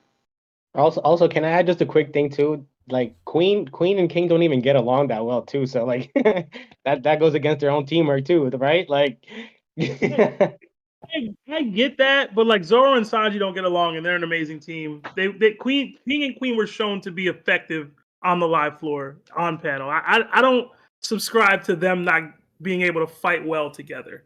I mean, although Marco was kind of chipping them a little bit for that little interaction he had, but exactly. And I don't Marco, know. I feel like they fight well enough together. They're two powerhouses of the world in general. I feel like Queen plays down to his competition a lot. Like that's why he let Chopper suplex him and like slap him in the face and stuff like that. So I feel like I feel like Nami does could that. exploit those openings. I feel like he only does that to like enemies that he feels are weaker than him. You know what I'm saying? Like when Luffy wasn't at that level, that's when he was like playing around with him, Chopper. But then when Sanji came in, I feel like he started like, oh, okay, that's when I have to like. Even with Sanji, he was playing with his food, trying to get him to transform, and then completely got distracted by some random girl. Like his battle IQ ain't up there. He's not a serious fighter. So I'm telling you, I think, and I love Taku because I love the points you made about the matchups with like making it rain and potentially extinguishing King's flames. I don't know if his flames are just extinguishable with just like rain that Nami's producing, but it's possible. And the electricity to affect Queen as a cyborg. I just like those points that you pointed out. That was good stuff. But it looks to me that Nami and Luffy are running away with it. They're up in the chat. And they're up in this poll. Do you want to move on to the next matchup, Larry, or do you think we should continue? Luffy? Yeah, we could do the next matchup. Oh, you're muted. Yeah, we could do the next matchup. Okay. All right. Again, as I've been doing for most of this, I'll let you guys rock for the start of the next matchup. Because y'all are gonna stay for the next matchup, and then we'll go to the next people. But be concise with your answers because I might have to start wrapping up pretty soon. But all right. Next matchup, Larry, did you create the or no? I'm doing it right now. Okay. My bad. All right, this should be an interesting one. Remember, as long as one of these combatants falls, the fight is over. Hey, quick question. Quick question. Was Chestnut saying that Nami can take on Queen and King? Yeah, she was saying that Nami could beat either of them. She was trolling, but bro. don't mind Chestnut. Yeah, she was has trolling. a Nami PFP. She was trolling. Oh, she was trolling. Okay. She delights in the pleasure of pain, bro. Yeah, I think that's one of the things that people are missing is like all they really need to do is just take out one of these people in the competition. Like Smoker was fodder in my opinion. So if he got taken out, it would have just been a done deal. So that's like all you need to do is gun for that one. Yeah, but come on, Crocodile fought Aokiji. Smoker had a chance because of the sea prism stone, didn't he? Versus Crocodile, yeah. I mean, clever. But all right, next matchup. Yeah, I know the deal. It's Sabo and Kuma versus Shanks and Buggy. Can Shanks carry Buggy to victory versus the Flame Emperor and Kuma? And I'll just say for the Kuma that we're going with here, he's of sound body and mind. So it's like the Kuma from Thriller Bark. I'm not going with Kuma who's celestial slave Kuma. So he's still like a cyborg, but he's still He's like a cyborg. He's the one on Thriller Bark that gave Zoro. Yeah, I got you. that Kuma. But all right. Who went last? I think Taku. Taku, you will go first this time, and then we'll go back around the other way. Oh damn! All right. I'm trying to formulate my thoughts here. Same here, Taku. Same here. Okay, so I'm gonna go Sabo and Kuma win. And I'm going extreme diff. And my whole thought when it comes to this is exactly my stipulation on the cat versus Dofi versus it's just there. I don't think there's enough that Shanks could do from one of them just even accidentally hitting Buggy and killing him. I think in the crossfire alone, Buggy might just die. So I mean, I'm just thinking we know Kuma is extremely fast too.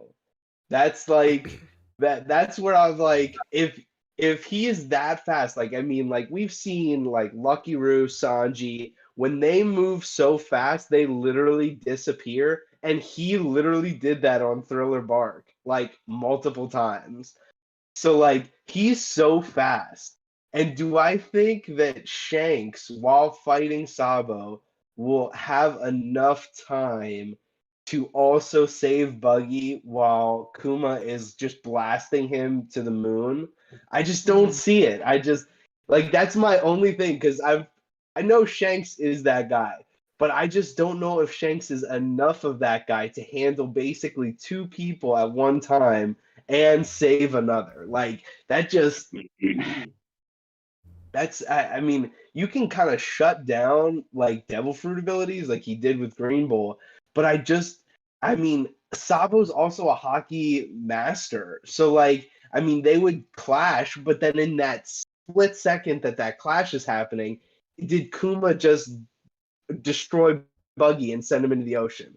That's my only thing, and that's why it's extreme diff. There's a possibility that Shanks could handle both of them, but I don't see it being that that easy. I feel like one of the two overpowered, like on Sabo or Kuma, just getting one hit off to Buggy and killing him, like it would only take that much. And they both use hockey, and they both have devil fruits that are really good, and they're not cutting, so it's not like Buggy can even evade. It's like physical attacks or fire.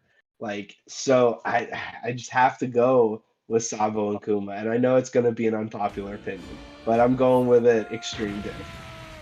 All right. Oz? Me? Okay. Dude, I definitely I'm sorry, Taco. I'm gonna have to go. I gotta go against you, bro. I got Shanks and Buggy. I feel like Shanks can just grab onto Buggy, carry him, and somehow just take out Kuma or Sabo easily. I don't know, man. I think that might be biased because I am kind of a Shanks boy, but I mean, he's only got one Buggy, arm. How's he gonna grab him? I feel like one conquers coding kick from Shanks is enough to take out both Sabo and or Kuma. I mean, Shanks is up there, but I'm not. I mean, I still got Kaido over Shanks, but I definitely got Shanks over Sabo and Kuma. Like that's no debate. And like I'm not gonna lie, bro. Like Buggy has some like decent durability, bro. Like he can take some hits. I'm not gonna lie. In I what mean, world? let's be real. Look, it may be a gag, but he did take Mihawk's like cuts. Like I hate bringing that up, but he kind of did take that, bro. He moved. He didn't take them. He evaded them. It's literally his power to be chopped. It's literally his whole hang on. shit. Zeb, you just said that he evaded them. Okay, but I don't think he's fast enough to evade him unless he has future sight. So now you're saying that Buggy has future sight? What's going on?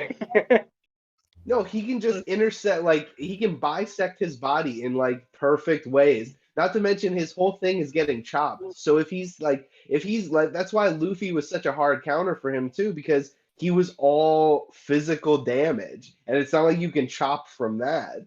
So like he's facing two people who are physical fighters too. I'm sorry, but I just feel like Shanks is just too much of a powerhouse for both Sabo and Kuma. I honestly do feel like Shanks, all he's got to do is just carry Buggy and then just kick the hell out of Kuma and Sabo. I'm sorry. He's gonna use his one good hand to not use his sword. Yeah, I feel like he doesn't even need his sword. That's that's how I feel. I'm sorry, bro. That's a wild thing. I'm saying I'm biased because I am Shanks fanboy, but I still think he has it over him. And I mean, what are we talking about? It is Buggy D Clown we're talking about too. It's two emperors versus. Come on, stop it. Look at Larry. Look at Larry. Come on, Larry. It's Buggy Gang all day. You know this. You know this. Oh, by the way, Larry. I saw. No, go ahead. Oh, I was watching an old video, and if I remember correctly, Larry, it said that you were gonna be dressing up as Buggy 2 times, correct? So when is the second time coming? Anime NYC. This Okay. I just no. It will be reported, correct? Yeah. Okay, cool. Live stream? No. Oh, come on, bro. We want to super chat. We want to support the show. You guys can watch Parvision on Twitch. I'm pretty sure he'll be live streaming. But we want to support you guys because this is our family, you know. So Yeah. we want to go hashtag Buggy Gang. I feel like you guys are making fun of me. You feel me? But I appreciate it, Strahd. I don't know why I said Strahd. Oz. Ragnar. Hey yo. Who you got, man? It's a tricky one. Yeah. It is kind of tricky because in my head, I just think Shanks has to put Buggy on his sword and then swing him around a few times and the match is over, but I don't really know. Let me see. Okay. With all seriousness, with Kuma there, right? I think Shanks would be able to do extreme carrying.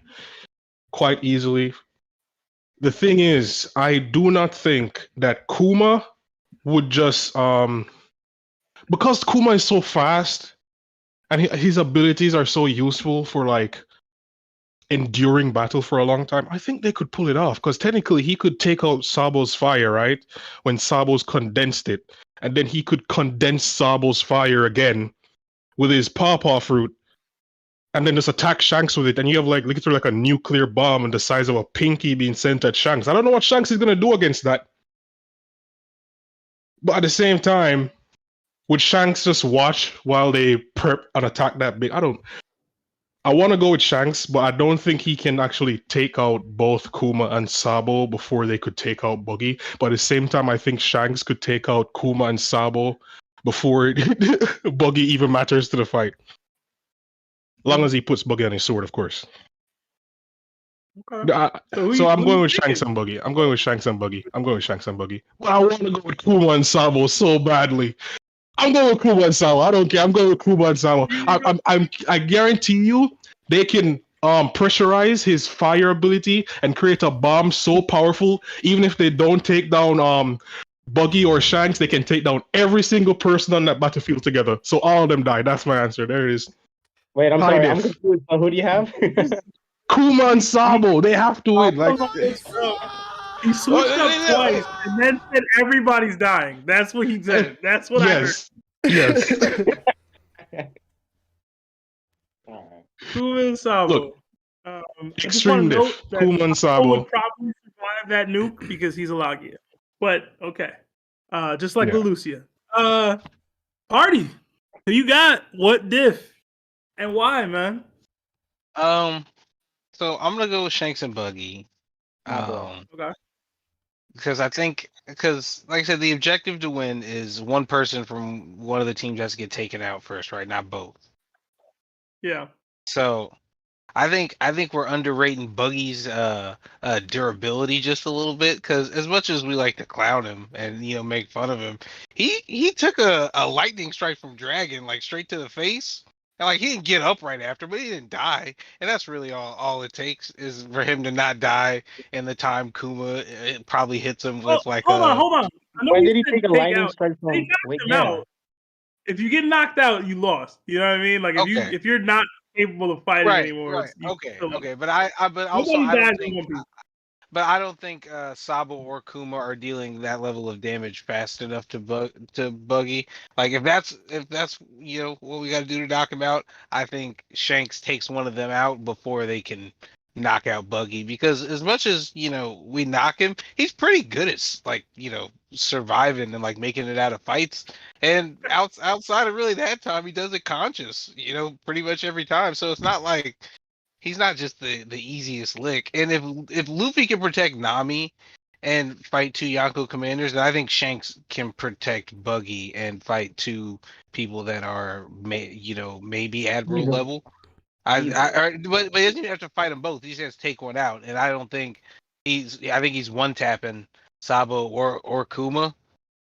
So as long as he one taps one of them before Buggy's unconscious, I think he wins. I think Buggy can stay conscious long enough to not get wiped like that. Because if he just goes for Kuma instead of Sabo, Sabo's not hitting Buggy fast enough to knock him out before Shanks takes out Kuma. So maybe I'm biased. I don't think Shanks is just one tapping Sabo. But like that's me. I don't envision Oda drawing that. Okay, so even if he's not one tapping Sabo, I think he's one tapping Kuma. Kuma can just disappear. He can just get out of the way. Like repel blade. Yeah, I mean, but I think he repelled Zoro's blades. I don't know if he's repelling. Hang on, but you don't think Shanks has future sight in order to catch Kuma before he does that? That's what I'm saying. I do think Shanks is capable of hitting Kuma when he wants to hit him. Like exactly. because Kuma is fast. And that's valid, but I think Shanks is strong enough to hit him, and I think if he hits him with a Conqueror's coded like attack, as we imagine he can do, I think that's too much for Kuma, because even though he's strong, he's not at the level where like he can just reasonably take Conqueror's coded attacks. I don't think. Yeah, I feel like Shanks is fast enough to like speed blitz Kuma to kick him, and even if that one kick doesn't take him, he'll just stomp him before Sabo even gets there. I'm sorry. So who do you think's faster, Kuma or Shanks? I But mean, that's not if the we that's take not the end all be all of it. Because even if you're faster, if they know where you're gonna end up, it doesn't really matter if you're faster because they're just gonna hit you where you end up. That's why Sanji's not the strongest person in the universe, even though he's like really fast. Because like he can still get knocked out if you have better right, observation than he does. right, You're just Hardy would do whatever. I To throw feel like I Sanji feel like shade. Whatever. I feel like Shanks is fast and strong enough to just take out Kuma though. Because like I feel like Shanks is kind of like a balance between like speed and power all together. Like, you know what I mean? I feel like we underestimated Kuma a little bit. I That dude No, did pull up I'm not fight saying that he. between Admiral and Rayleigh and was like caught both of them off guard where it was like, yo, I'm here. So like he definitely moving at high speeds. Whether or not Shanks can read, react, and clip him real quick, I mean, I'm not gonna argue he can't. I'm just saying I feel like Kuma got more in the bag than we giving him credit for, even with speed and even beyond speed. I'm not Okay, trying to knock quick question: is Film Red gonna be allowed for this battle? Like, Yeah, you can yeah. use Okay, film so red if then you want. I feel like if Shanks can speed blitz, what's his name, Fujitora, and what's his name, Borsalino, I feel like he can definitely split like speed blitz both Sabo and Kuma. I mean, he didn't really speed blitz them. He just flexed his conquerors, and they said, "No, we don't want any." No. Yeah, Didn't Shanks no, but he like did. didn't Shanks He did. like go Yeah, He speed he like blitz? did flew. pull up. He like flew up in the air, but he didn't really do anything to him. No, He just I like know, of course, because Shanks is a pacifist first, is he not? Well, he had his sword at his throat faster than Then Kizaru could yeah, really exactly, react. yeah. that's what I'm saying. What So like, happened. if he Is really the if he point? really wanted to kill Kizaru, I think he would have done that right off the bat. Like Yeah, Shanks is and fast. I'm just saying Buggy survives long enough for Shanks to at least knock one of them unconscious, which I don't think is super unreasonable considering, where we're putting Shanks in terms of power levels and those Sabo Yep. and Kuma are strong. They're, a few tiers below that at the very least. So I think if the condition is he's just got to knock one of them unconscious before they knock Buggy unconscious. Like Buggy can fly, so like he like he's not just gonna immediately go down. I get that Kuma's fast but if Shanks chooses Kuma instead of Sabo, Sabo's fast, but like he still would have to fly at him. And he's just gotta survive long enough for Shanks to knock Kuma unconscious. So even if he doesn't kill him, I'm thinking a Conqueror's Coded sword strike from Shanks would at the very least knock Kuma unconscious or render him incapable of continuing to fight. Even I'm like a just flying flash attack should be enough to take out Kuma. So I don't know Shanks about doesn't all even that. really I think he does have to hit him directly, but I was gonna say I don't I think that you guys are really downplaying like how strong Kuma is, and but I also I don't know. think that Zoro cut him on Thriller Bark, so exactly, Oh, and that's pre hockey. So like he's not really that durable. yeah, but he wasn't hurt by it. He was just cut, and he was all metal on the inside. It's not like he was Okay, hurt. okay, so hang on. Do you think that Zoro without hockey and Thriller Bark is stronger than Shanks without hockey? No, but I also don't think Right. that So Kuma imagine was that. going. So add a Conqueror's coding slashing attack. You don't think that's enough to body Kuma?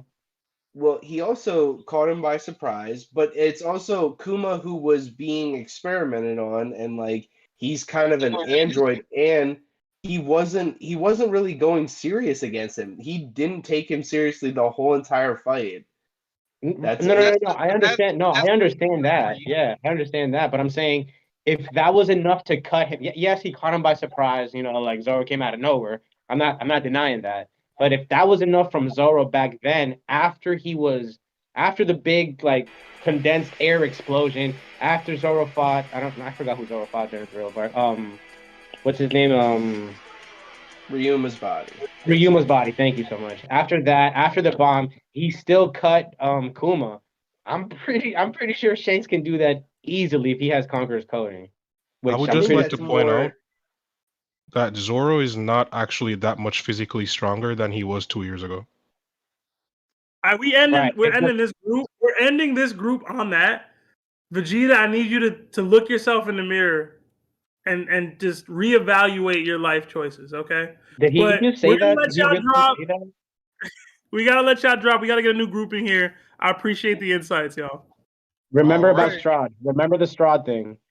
Strahd's coming in next for sure. Also, Okay, you guys, remember you Zoro guys thing. never gave yours. We'll wait for the next group. I can't hear Ragnar say that. Who's winning, by the way? It's tied right now. But Okay. Shanks and Buggy are winning the poll. But I appreciate y'all. Oh my god. Let's get Strahd in here for sure. And we have a couple new people. Yeah, I'm looking True for them Mike. now. Yeah, I was looking Yeah, for True True Mike. And maybe Hime? I don't know. Hold on, that's only 3 people, right? Oh. We need a 4th person. Hold on 1 second. Evening. I feel like we need a Buggy vote, right? We have 4, don't we? Oh. You need a vote? Yeah, do we not? Anime, Hime, Strahd, and True Mike. Yeah, I'll bring in Jack What's too. going on, y'all? I'll bring in Jack. That way we could just, you know. Yeah. Hey, what's up, messy hair guy? How's it going, bro? Hello, I'm all right. I'm all right. Thank you very much. Yeah, it's nice to meet you, man. Nice to meet I you too. love, Nice to meet you too. I love that you're on camera with the messy hair and Yeah, no yeah. visual of your actual face. It's perfect. It's how it is. How it is. That's funny. But all right, we'll start with you, man. Who you got? What diff and why? I've got Shanks and Buggy. No diff. Absolutely no difficulty. Yeah. God damn. Yeah, that's how it is. I just think all we need to look at is, well, Shanks conquerors and how he can just shut off people just by looking at them. That's about it, really. I don't think Kuma has conquerors, if I'm not mistaken. So I just don't see how they, on Haki alone, they could even go against Shanks. So yeah, that's all I have. Okay. You don't think they could take Buggy out in time? He's a gag character, so it's a bit. Would he just dodge them all for the joke? That's the problem with him. Because his fruit is very overpowered. Okay. I think Shanks is also Overpowered? Yeah. Okay. I think we're gonna see a massive awakening with him, and he's gonna be a bit broken. But That's speculation, man. oh no, I mean just if we look at Marineford, for example, he was just easily dodging stuff. Well, not dodging it; his fruit was dodging for him. So I think he would be too much of a. I'm not saying Buggy beats him. I'm saying that they wouldn't be able to beat Buggy before Shanks gets to them. Okay. All right. Yeah. That's fair. True Mike. Who you got? What diff and why? You said it was Kuma and Sabo versus Buggy and Shanks. Yeah. I would probably just go Shanks and Buggy, just because it is a Yonko. Well, just because it is 2 Yonkos versus 2 commanders. Plus, I do wonder if Buggy was to give Shanks one of his arms, could Shanks use that arm? Because that would low key be kind of bad, in my opinion. That's amazing. That's amazing. Oh my god. I might need that in the manga itself now. I might actually need to see that. That's funny as hell. Oh man. All right. I mean, maybe he has a control of his like extremities. Like he could use his shoulder and swing. So probably yeah. Why not? But all right. I feel like we shouldn't even have Hime in here because she's the most biased person you could possibly have on this discussion. I'm We'll holding go to Hime in. next. I'm holding in. I would have cried if I wasn't here for this one. I legit would have, like, I would have thrown hands with Larry, you know? Bro. Bro, listen. First of all, we have Shanks. Do I even need to say why? Okay, he has conquerors. He's super strong. Okay, we didn't see him like a He's full-on hot. fight or whatever. No. He's more like a dad. I view him as a dad. So the dad Anyways. bod does it for you. Okay, he's hot. He's a hot dad. I can give him that. Anyways, this is not what I'm here for. I'm here for my man, my ride or die, Thank you, Buggy. Cappy Time. I'm Thank telling you. y'all underestimate Buggy. I'm ready to put my money on it. I'm telling you, this man will have conquers and will awaken. And also, like, why are you guys forgetting that, like, him and Shanks would be a great team? They've already been, like, together for a while. And also, like, Buggy was on Goldie Rogers' crew. Like, why would Rogers have Buggy on his crew if he wasn't strong? And also, his devil fruit is amazing. He keeps dodging everyone, and he is like, he would never die. I'm telling you, Buggy would never die in the One Piece verse. He is the luckiest character alive. I'm telling you, bro. And also, he's a warlord. I mean, not a warlord. I mean, he's a Yonko. So we gotta acknowledge that. I don't care. Even if it's an accident, I don't care. So Shanks and Buggy.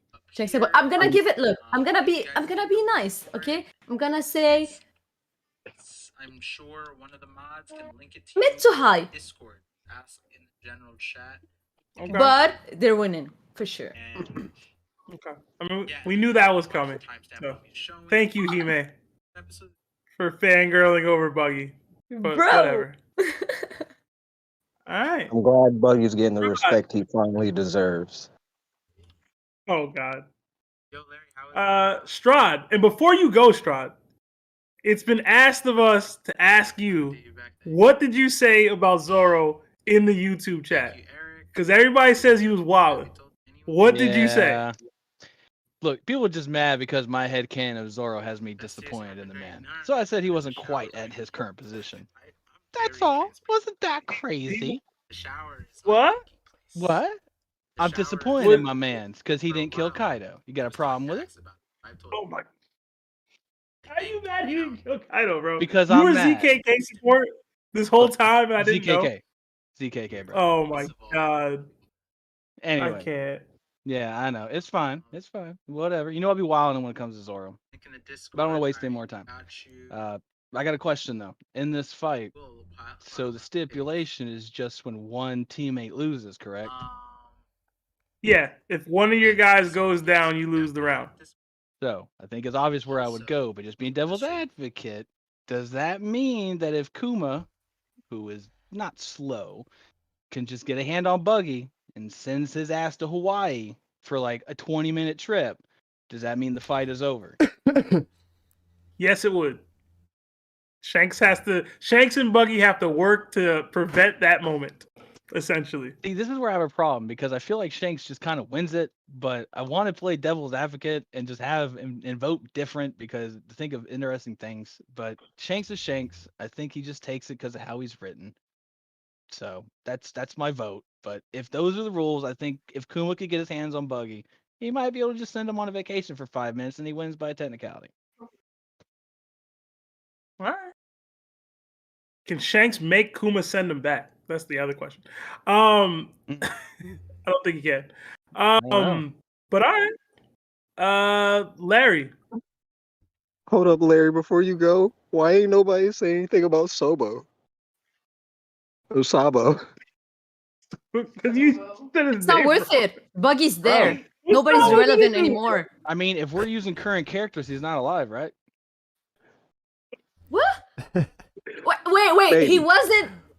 Come on. No, let's It's not on go panel. there. Let's not go there. Fam. You see that? You see that right there? Maybe. That's literally what he did. I don't man is think alive. he is. Bro, he's not dead. He needs Because to, like. wouldn't he look straight up if the lasers that were destroying the island were hitting? Wouldn't he just look straight up and not just to the side of it? Well, he's looking at an angle in the picture, so man. it's weird Yeah. to tell. When God Yeah, visits very you weird. from above, you look up or wherever he's at. You feel me? Hey, did anyone vote for the Sabo and Kuma? No. I mean, Shank. If we're anybody taking vote the for movies what? into I couldn't hear. account, Shank shut down 2 admirals. No, but to be fair, these admirals were trash. Excuse me. Oh my No, God. Yeah, but Green Borsalino. Bo- Borsalino Yo. is not trash. Yo. Thank you very much. Strad. We're gonna meet up in the next Look, in the just next one. because I Kizaru have many doesn't things meet to your say. dad bod list doesn't mean What? he's not an OG I'm with admiral. Hime, bro. What? I'm with Buggy Hime. isn't even hot, and I simp for him. What is the meaning of your argument? That's because you're a Buggy Gang Wagon Band follower. That don't mean nothing. Because he deserves it. You don't How see the does he vision. deserve You it? do not see the vision. There's a vision. There's a religion, and it's called the Buggy religion. And I'm in it, bro. Look, girl. I don't believe in cults, and I don't believe in all that hogwash. Bro, you'll Malarkey. see. You will see. Buggy is gonna get a crazy power up. Thank Tell you. you. That's like Oh. saying Buggy's gonna become Pirate King right before Luffy on a technicality. Let's get it. I don't think he Anime- will, but Yeah, like He anime may say, think hey, that. you're a man of culture. Just know that. I am a man of culture. That's why Sabo and Kuma loses to culture. I saw the music festival. I saw that movie. Larry, Oh my god. we need your take on this. I know you hate Buggy, but I know Shanks is your guy. Where are you leaning? I don't know. I was thinking about it the past 2 rounds. It really comes down to this, right? We have to suspect, because it's the most respectful assumption that we can make is that Shanks has future sight, right? So like, if Kuma does just flash forward, I doubt that Shanks is not going to be able to stop that. And the thing is, it's like, I seen what Shanks did to 3 admirals. You know what I'm saying? And like, Sabo was fighting one of them, and he was getting a little chipped up at the end of the day. And Fuji really didn't have any marks on him, but Sabo did. And that's Sabo just getting the devil fruit, but like, at the end of the day, he's still a hockey master to a degree. So I see Shanks doing the same thing he did with his Conqueror's Hockey to Sabo and flexing a little bit, and he like stutters. You know what I'm saying? So Buggy ultimately is the worst character in the verse, but it's like, it really depends on Kuma, man. And I think that Sabo, which is crazy, that Sabo's the non-factor here. Or he might be the most important factor, because he has to keep Shanks busy enough for Kuma to perform. And that's like not really that easy to do. Like it's considerably the number 1 guy in the verse. He's one of the exceptions. The same way like we had Luffy be able to take on King and Queen, even though he had Nami. This is that same situation. So Buggy is stronger than Nami. I'm gonna have to. You had your time. I'm gonna go Shanks over Sabo and Kuma. Buggy is the What's the non. difference? Quick, I go, yeah. It's probably gonna be like, I think it would be high diff. I think you have to give Jack the. didn't go. Oh, stop. You have to give these 2 the respect they deserve. Jack, who you got, bro? My fault. Yeah. Larry said it's like the same thing with the Luffy and Nami fight, and Shanks is like one of the highest characters in the verse. And I think a lot of Kuma's feats are pre-time skip. So like all his speed feats, we have to judge it, I think, in like the pre-time skip lens, where like the straw hats weren't there yet. So Kuma was able to run circles around them. But now that we're in like, closer to the end game of the series, it wouldn't play that much of a role. But Shanks was out here shutting down Green Bull, his ability. So I feel like he could do a similar thing to Sabo or even Kuma. And I'm thinking that Buggy could just add an arm to Shanks, like I heard before. Like, if that something like that could happen. So, and even though they're both teammates, like Kuma and Sabo were both revolutionaries, and Shanks and Buggy were, pirates together, I think Shanks' level is just too high for Sabo and Kuma to even match up. So at that point, I think based on the Luffy Nami discussion, you have to pick Shanks and Buggy. Even though Buggy's mobility, I think, would save him enough so he wouldn't get washed before Shanks could save him. But I agree with that. Yeah. Yeah, sure. I don't have any major revelations from what anybody already said. I do think it's Shanks and Buggy. I just love the fact that we have Buggy giving Shanks an arm as a thing that could happen. It's Yeah, that would it's be the so best lit. thing. Oda's been It was setting the it up best for thing that's years. happened. I'm telling you. Listen, I love it.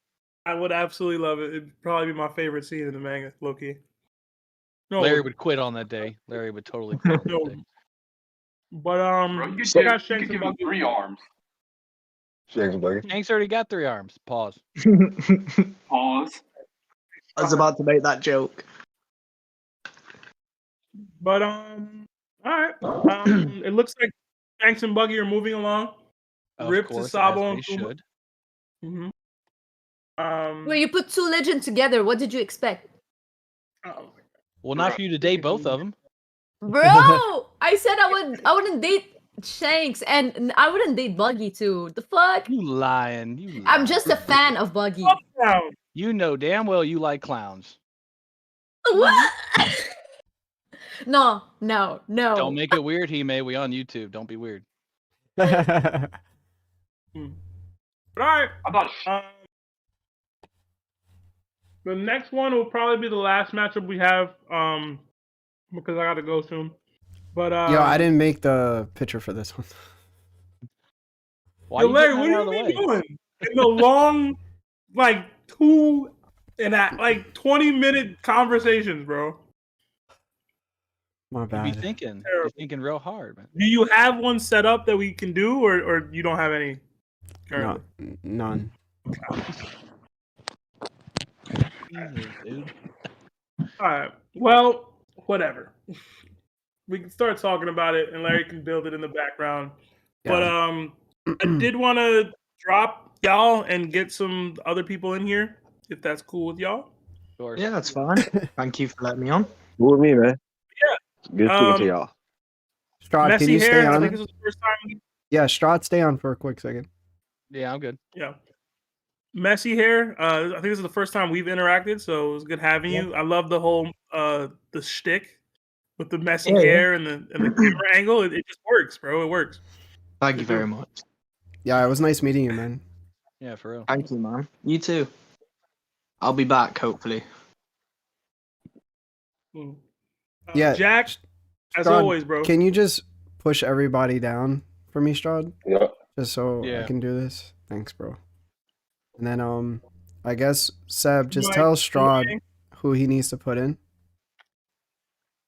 Yeah. Let's get Tachi back in here. Let's get Chestnut back in here. Let's get Iron Hockey and JD Star. Done. Thank you, Strahd. No problem. And then All right. You want me to bounce or? Yeah. Thank you, man. Later. Appreciate you, Strahd. Yeah, My Strahd fault, y'all. is that guy, bro. Especially when you need the help. All right. The next matchup, as you guys can see it on the board, it is, and I don't even know how to say this guy's name. Oh, snap. There's one person I need to get in here. My fault, Larry. There's one dude I got to have in here for this conversation. Can you do it? Or? I guess he can be in the next round. He can be in the next round. He can be in the next round. But Big Mom and Struesen versus Marco and Joes. Who y'all got? What diff and why? And we'll start with Tachi. 2 questions. Are we taking them prime? And No. if not, are we taking them current? We're taking Big Mom as we've last seen her. So, like, the Big Mom that was on the rooftop, basically. That All right, went so to ugly Wano. Big Mom. All right. Ugly Big Mom. And Struesen as we saw him just before he fell off the chateau. So, Okay. old shot. This actually is a pretty tough matchup because we have yet to see how Jozu's fruit interacts with hockey. We have yet to see anything from him. in the time skip. We've seen a lot from Marco. Even in the Odin flashback, we saw Rayleigh literally like slowly shut down Marco's fruit with just his finger, just covered in Rio. So there's clearly a difference in hockey here when we have a Yonko who can essentially make an infinite army as long as she has a soul to live and someone to continuously feed her the. Yeah, Lin low diff. I don't even care if she's fat and ugly. Yeah, like she's fueling herself. The reason why she was scarier than Kaido in the war is because she had a basically replenishing health bar as long as there were people around her. So she was essentially like a walking disaster. Yeah. I can make more and more strong cases for this because Big Mom really does win hard here. Jesus Christ. The times that we've seen from Marco that we can, the most prominent was when he was 1v2ing King and Queen and stalling for the Straw Hats. I think that was his best performance that we've seen so far, other than his bullshit performance in the Grudge War, right? Mm-hmm. Sorry for cursing, Larry. This is your platform. I will censor them. I will censor myself. Sumimasen. But if you can infinitely regenerate your own HP, create an army that has your own hockey built into it, because when Kid took the medal that Big Mom made into homies, she was even signifying how different that medal was from the other stuff that he was throwing at her. Like it was those homies that actually created the broken arm on Big Mom. If you look at the panels, I think it was 1054. So like she was ready to heal herself with whatever fodder was there. So she has infinite versatility. On top of her hockey too. Yeah, she's busted. I know Ulti tanked one of her like ultimate moves. But that's a Zoan, but we have to apply that for Marco too. But I don't think Marco has the HP bar or the stamina. With Struesen there? Yeah, she's protecting that guy. Absolute. Yeah. Lin. Low diff. That's my vote. Okay. Big Mom. Struesen. Iron Hockey. Hey man, what's up? I have to get this off of my chest first.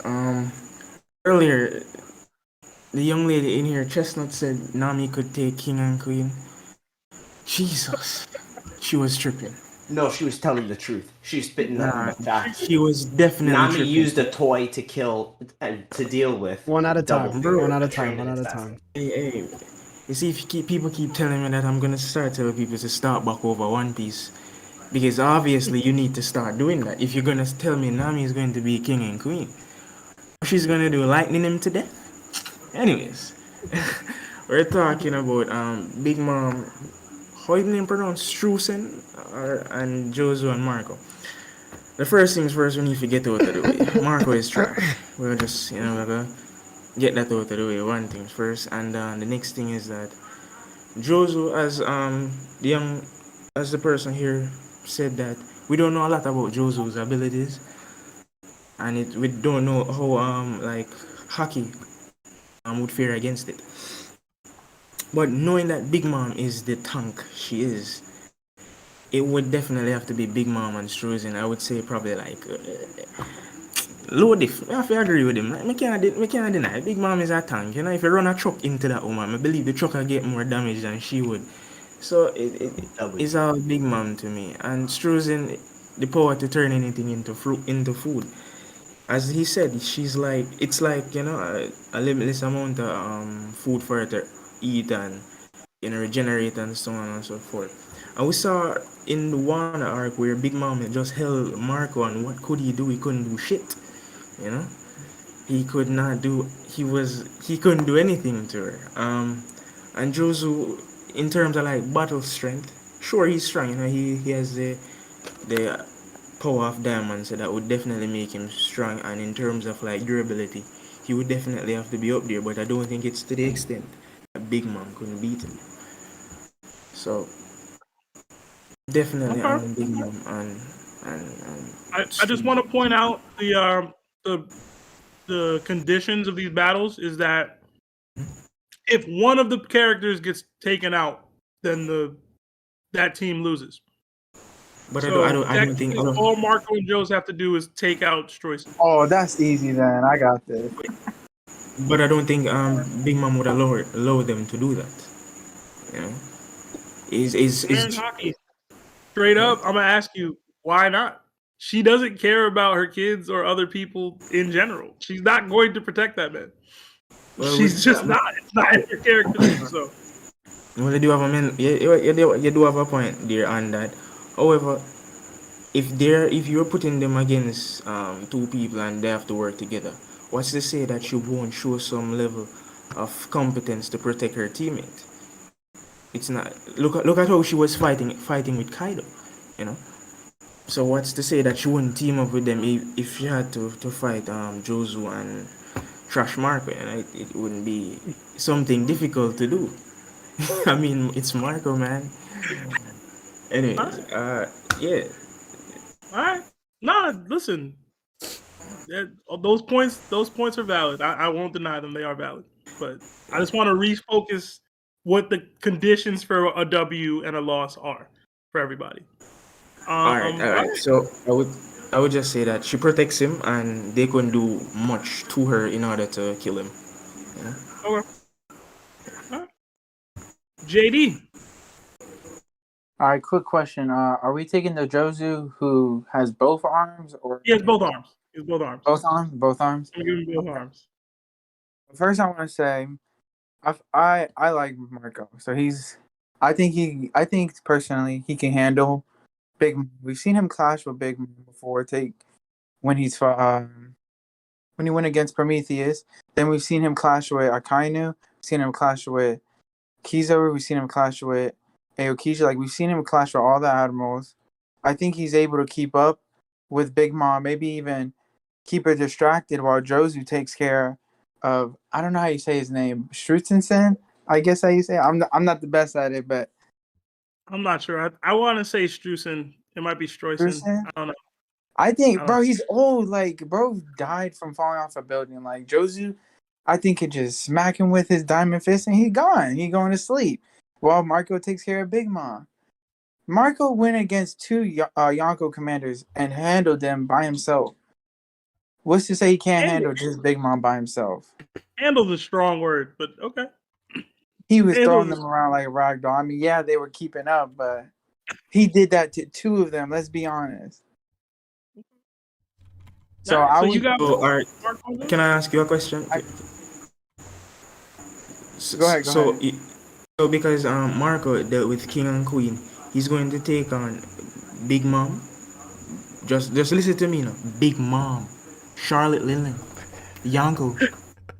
Rival to their captain. If a truck went into that woman, you she guys would are not downplaying Marco like he's Whitebeard's right hand man. Like, he was not Whitebeard's right hand man. He was the first division commander. That's first division.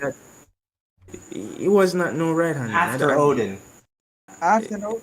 Still, he was up there with Whitebeard. Like, he's on a Yonko crew. Then he had to take care of Whitebeard's crew after he died. Like, all right. So Usopp is on a Yonko crew. Tell me, what is Usopp gonna do? Tell me. Explain to me. He's on a Yonko crew. We've already seen Marco clash with Big Mom. Like, he's not afraid to clash with her. All right. Does he have the stamina? Okay. I think he does. He's able to keep up with Prometheus.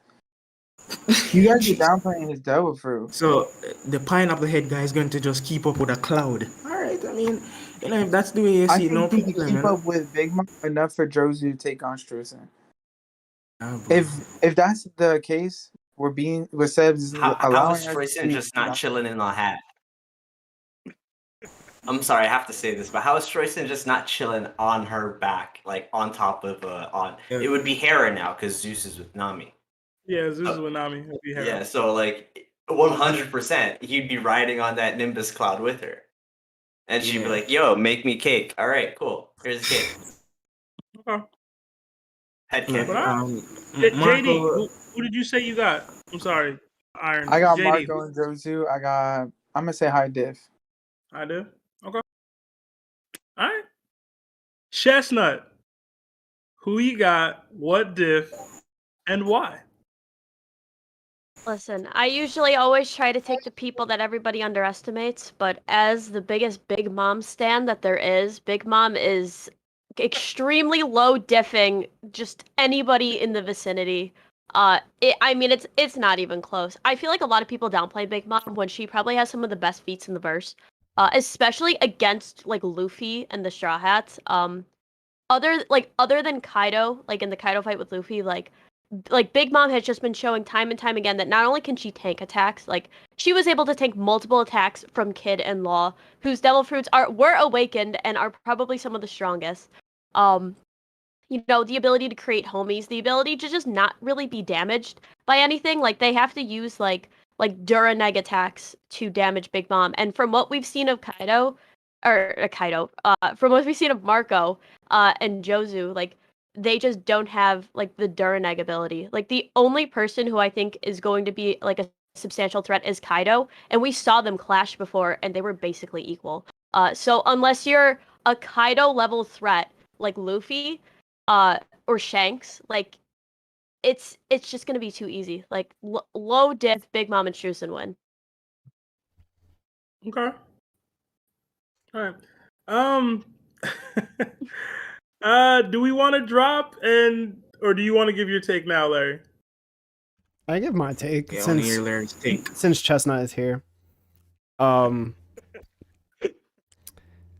578. Marco, Crocodile, Vista, Joes, and the rest of those remnants had to fight Akainu by his lonesome. There is no way in hell that Jozu and Marco can take on Big Mom even if Struesen happens to be the liability of the squad. And that is point blank. If you think otherwise, you need to go back to Marineford and look how bad the White Bear Pirates performed against somebody like Akainu at that time. And that's all I have to say, regardless of how much Big Mom was badly written and poorly executed during Wano. No matter what, these two gentlemen cannot compete with her. And that is it.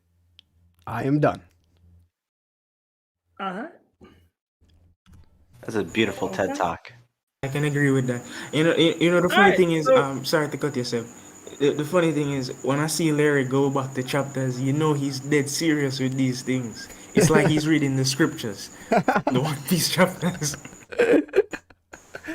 All right. I don't have the chapter listed in front of me, like Larry did. I didn't prep for this, but there is a chapter where Marco and Big Mom fight, and for a brief moment, Marco was able to stall Big Mom in her tracks. My question is Jozu going to be able to clip Struesen in that brief enough moment?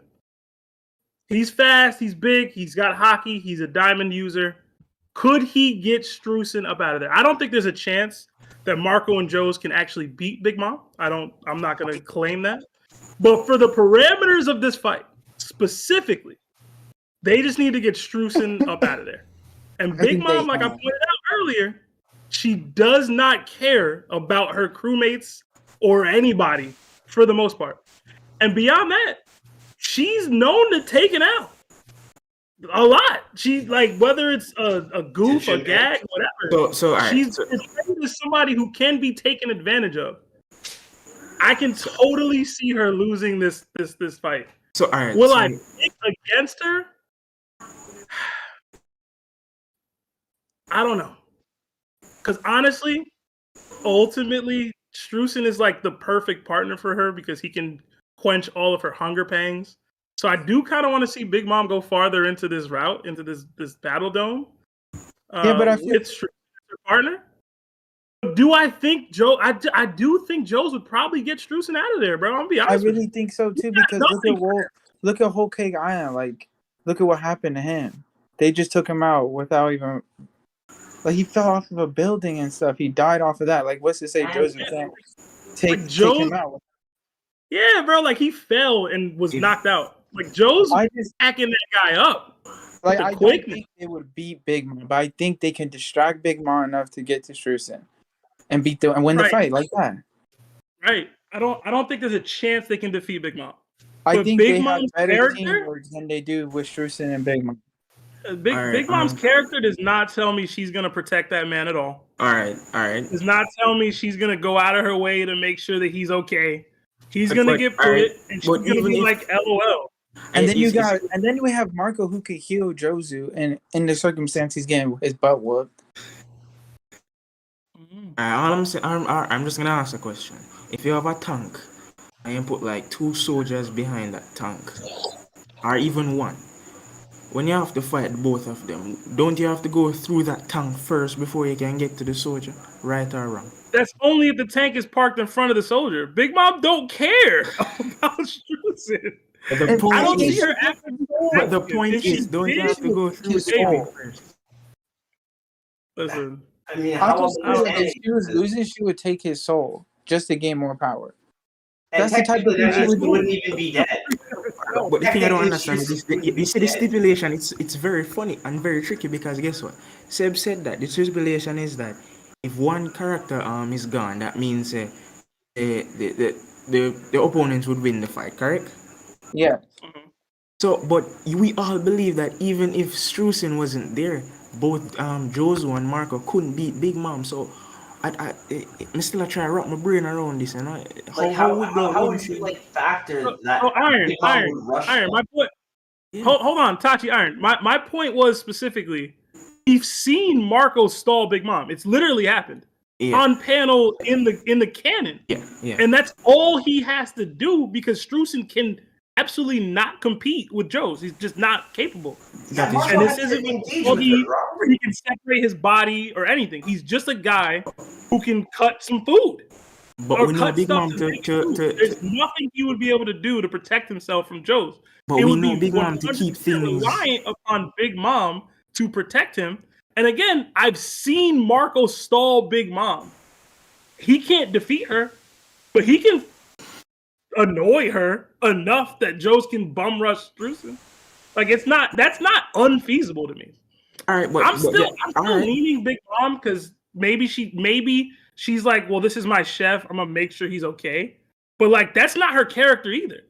Like I'm basically having to take Big Mom out of character to give her a W. She's stronger. She's by far the strongest person in this. But I would have to take her out of character for her to win. But the thing is, even if she, all right, go. I was just gonna say, all like Struesen would have to do is be like, I could make you like a cake and like have big something like that, like something surrounding food, and just be like, if you protect me, I'll do this for you, and Big Mom would probably go for it. Also to the fact where like even if Marco held her back for like a little bit, somebody was asking for her protection and she agreed to protect like Struesen. Ain't no way Marco's holding her back. Like we saw her on rooftop, basically destroying Law, Kid, Luffy, and Zoro, and only a combined effort from the strongest in the verse, in which Marco doesn't come anywhere close to them, were they able to not get her down off the rooftop. And that was only really with Law's Devil Fruit and Kid's Devil Fruit. So with like Marco and Jozu, like their Devil Fruits are a bad matchup. That's it. That's all I say. I can agree with that. Larry, you got something. What's up? Yo, so Seb, I got one question for you. Does Big Mom care about Kaido? Thank you very much.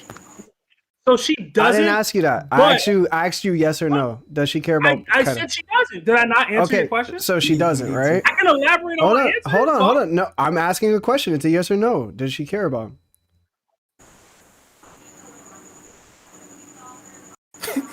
It's debatable. Yo, honestly, it's a little vague. Okay, it's a little vague. So she looks at him like a little brother. They went they were in the crew together. There's a little bit of respect in there. There's something there. He cares enough that if he's actually going to get hurt to tell him to dodge it. Exactly. Yeah, there's something there. She actually told Kaido to dodge Zoro's attack. So for the fact that you keep saying that she might not care about Struesen, if they're in battle, she's probably going to tell him to duck, which causes enough confirmation to say that she's going to protect him. He literally Kaido owes him her life because at God Valley she Dude, gave she him couldn't even wishes. protect him at Whole Cake Island. She gave him a fruit to save his life, and that was like to the point where She he couldn't was even like, protect "Yeah, I owe Struesen you." at Whole Cake She Island. was looking out for Kaido when he joined the Rock Spire. What more information than that do you need? I'm saying she cares more about Kaido potentially than she cares about Struisen.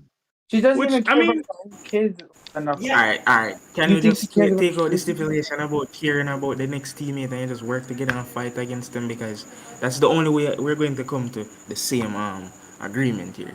yeah, she's just strong. She's too strong to lose any other way. Yes. There's no other way. There's no other way for them to win. I think So- JD Star 19 should change his answer. I think he was the only one in here that said she would lose. Which was weird. I mean, he gave his trust me, reasons. start back over whole Cake Island, and then you'll understand. This is the only option, only advice I can give to persons who misunderstand. The simple things. So yeah. Listen, Iron. I don't know. You got to take into account these characters and what they're like, man. I also heard they said something in the last battle. We also have to that- take in that Marco is hella Except- smart. Like, this dude is is so smart. He was able to use his double throw in a different way we haven't seen it before. What is Like that? he's a smart guy. He's gonna find a tactic to get to Struesen. I feel like the teamwork that Jozu and Marco have compared to Big Mom and Struesen are better. Yeah, but their fruits don't really stall them complement out each with her other. homies. I'm sorry, I have to address this, but she could literally stall them out with her homies. She can make more. It doesn't even matter what environment that she's on. She can make a homie wherever she wants. What is Marco gonna do to an infinitely growing army? And if you really look at it, Marco and Jozu's ability don't really complement each other in terms of attack ability. Because if you look at Kid and Law's ability, their attack power was more. It was just more in comparison to what Marco and Jozu would have been able to do. If Marco was supposed to attack her, what ability do you think he would have to hurt her? It's surely not fire. It's surely not that, because that won't do shit. I can assure you of that. I agree. Like I don't think they can beat Big like them themselves, but I think they can stall her out to beat Struesen. But the thing is not about stalling. What is this about stalling? We're trying to beat two people here. That's what we're trying to do. No, Iron. The stipulation is if one of the people that are on your team is taken out, you lose. Okay. So they just got that's part of the stipulation. Okay. So, but hey guys, we got to drop to get another group in here. But I really appreciate y'all. It was and y'all amazing. take- Thanks, I appreciate guys. you. Thank you for giving me the platform. It's been a great time. Oh, Larry Hot Takes. W takes. What are you talking about? This movie's coming out on Saturday. I'm gonna have to take a page out of the Larry book with the scriptures from OnePiece chapters. I gotta do my prep work, man. I gotta prep like Larry do. Yeah. Have a good night, everyone. All right, have a good one. Bye. Bye. All right. All right, Did Larry, you- let's get Did you want- Traverse, Buzz, Rude Dude, and I think there was another new who was in here. Hopefully, Diverse ain't say nothing crazy. Oh, I'm in here. Yeah. Hey, I showed up kind of late because I was playing God of War, but what's good, y'all? Yo, Seb, do you want anybody else? So a lot of these people went already recently. Yeah, they all kind of went recently. Yeah, we can just stick with this three for now, and Okay. then yeah. All right. What's up, guys? Y'all know the deal. You know what I'm saying? I don't think we've ever heard from Rude Dude, so I'll let him go first, man. How's it going? He's Mr. Rubik's. Welcome to the stream. Hey, what's Is up, this guys? Rubik's? Yeah. This is Rubik's. Hey, what's up? Nice to what's finally up, talk to you guys. I've tried calling in on Topped a few times, and it just never works out. Yeah, and we hear that so much, What is- bro. Yeah, I'm sure. Yeah. So I'm not really. I mean, I don't have too much to add to the conversation, unfortunately. I've agreed a lot with what people have been saying. I think that Big Mom and Struesen got it. I think it just really comes down to Jozu and Marco can't stand up to Big Mom's attacks in a long-term fight. It would require them somehow trying to sneak Struesen, and I just haven't heard a convincing argument yet for why they'd be able to sneak Struesen while trying to deal with Big Mom. Like, I feel like it would take everything they got to deal with what Big Mom's doing. Like, if Big Mom is attacking them, like, it's one thing if you're trying to contrive a situation where Big Mom doesn't care. Like, I agree with what Larry was saying, that Big Mom doesn't care about Struesen that much. Although I would maybe argue that of all the people, Struesen, who's been with her the longest, like, she might have, there might be something there for that, as well as the fact that he can make food infinitely for her. Like, she might value that. But I'm gonna throw all that away and just say, like, Big Mom is just too strong. She's just too strong, and I don't think that Marco and Jozu can overcome that, even if it's just to get at Struesen. And that's pretty much where I'm at. Okay. All right. Appreciate that, Rubik's. Javerse, what's up, man? Who you got? What's the diff? All right, so I got Marco and Jozu. The diff probably like extreme.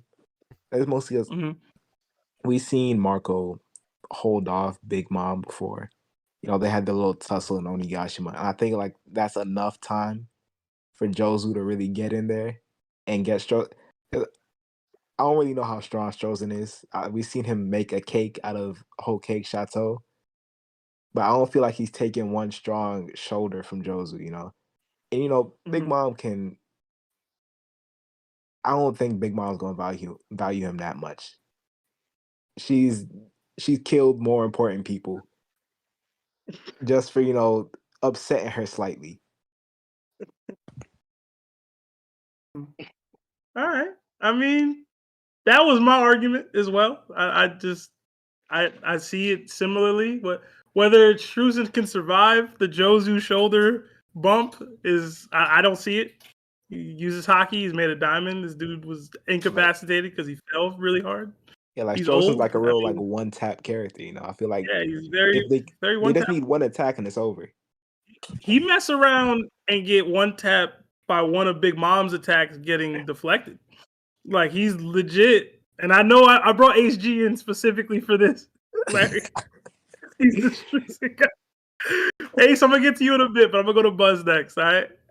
Bet. All right. But I appreciate it, Javerse. Buzz, what's up, man? Who you got? What's the diff and why? Hey, real quick, just want to say thanks again for having me on here. It's been a good night with y'all. I gotta say that it's Big Mom and Struesen got it. He's been around forever, helping her manipulate her into the Yonko that she is. The executive cook responsible for most of her meals. She cares about food overall. I mean, outside of a random hunger ping attack because of poor writing, I think they can handle it. Also, Struesen stayed awake when she released her conquerors during a hunger ping. So I think he's smart enough to know that, hey, I need to go hide behind this monster of Big Mom. That's fair. That's very fair. Again, there's only one avenue that they can win with, and it's manipulating or targeting Struesen. If y'all think Big Mom is protecting him, and all she has to do is try to protect him, in all honesty, and he's probably good. But it's just a matter of whether she tries or not. Can I ask an open question about this? Because go ahead. I've heard a lot of people, have, bringing up the fact that Marco has, stalled her for some period of time. Is there anyone who thinks that it could go the other way where Jozu's the one who stalls? Because what I would say is Jozu, from what I've seen, does not have like necessarily the mobility to just completely blitz someone like Struesen. Like, Struesen's trying to get away. I don't know if he could just like if Struesen's really just trying to get away, creating cake walls, is he able to take advantage of that brief time that Marco's holding him off? Whereas if Jozu's holding off Big Mom for some amount of time, I could see a way easier argument for Marco being able to go in and snipe Struesen during that moment. So I have some pushback on that. Jozu has shown mobility. He was highlighted to be fast by Crocodile. Yes, it's Crocodile. He also did jump in front of Mihawk Slash to protect Whitebeard. So there's definitely speed feats for the guy. You know what I mean? He also speed blitzed an admiral. I mean, he snuck him from behind while he was fighting Whitebeard. But there's definitely speed for that guy and power. I do like the idea of Struesen running away and creating food barriers between him and Joes. I don't know how effective they would be from a third division commander, but I pictured it. It was really funny in my head. So, but I like the thought process. Again, this is why we do this. But all right, Ace, you already knew I was gonna bring you in for this. I had to let you sit for a bit. But what's up? Who you got? What diff? Only person who probably even remembers how to spell this man's name. Ace G. Come on.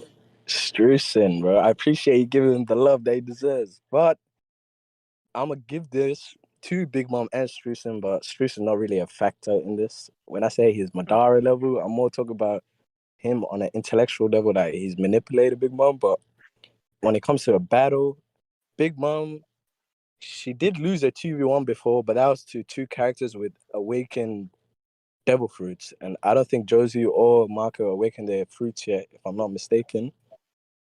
And yeah, I'd have to give it to Big Mom. And a random question, you know, Struesen, you know how you can make like food out of anything? Could he make like biscuits as hard as crackers one? Like, is that possible? I don't think you can give him that because I think Cracker's biscuits were enhanced by the fact that his hockey was as good as it was.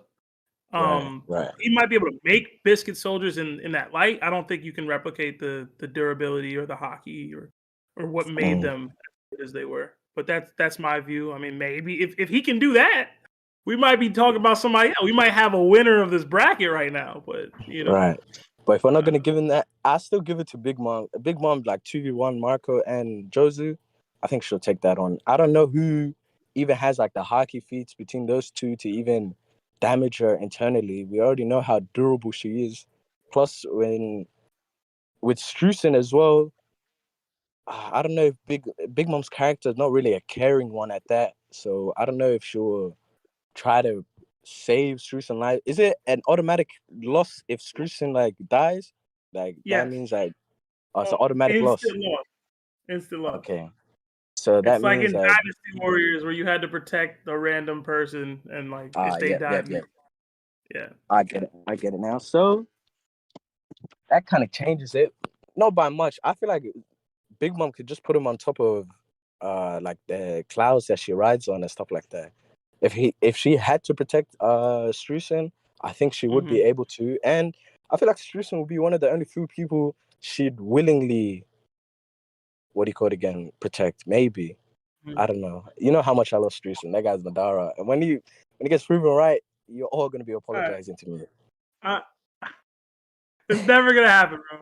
I do want to say I'm gonna change my pick to Big Mom and Struesen because honestly, she there's so much she could do, bro. Like if she even cares in one iota about him, they can't kill him. You know what I mean? Like if it's just even a little bit. So I'm gonna switch my vote. But yes, sir. Yeah, I'm gonna switch my vote. I'm gonna give it to Big Mom. She got it. I told y'all Marco was losing earlier in the stream, but it is what it is. You put Marco versus Big Mom. Like, how are you gonna do that? Listen, the brackets are the brackets, bro. It is what it is. I don't have any favoritism when I create these things. It just is what it is. True. You think I wanted Marco to lose to Big Mom? You think I wanted to have that conversation? Hot take, I think Jozu is stronger than Marco. What? That's starting just what I a new combo here. I'm not gonna. I don't want to go into it, but that's just like why I do you always do believe this, that. bro? Why do you always do this? Because Whitebeard's crew, we all know it's been weird, like the way it's set up. I don't really know if it's set up of strength. Does Marco's flame work against Jozu's diamond? That's a real question. You know, I'm thinking about this now. Like Jozu's diamond, bro. We can't underestimate how strong diamond is. This is the thing. We don't know who was truly the first commander of that ship because, as we know, Mihawk had a hard time finding Vista. You know what I'm saying? So chat at this point. So that's what I'm saying. Like Jozu could potentially be stronger than Marco, because Marco, I'm with Larry on this, bro. The guy, bro, you're 45 and you're saying I'm too old for this, bro. Come on, you're just not up for it, bro. Just be honest. Say I'm not good enough. Leave Marco alone, man. He lost already. I don't gotta rag him.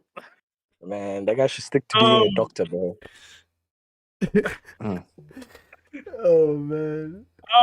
He But said yeah, I that. appreciate all y'all coming today. Larry, I gotta close down soon. that's So we'll fine. end it here for the last one. Yeah, thank you guys for joining. Thanks, guys. This was an awesome stream.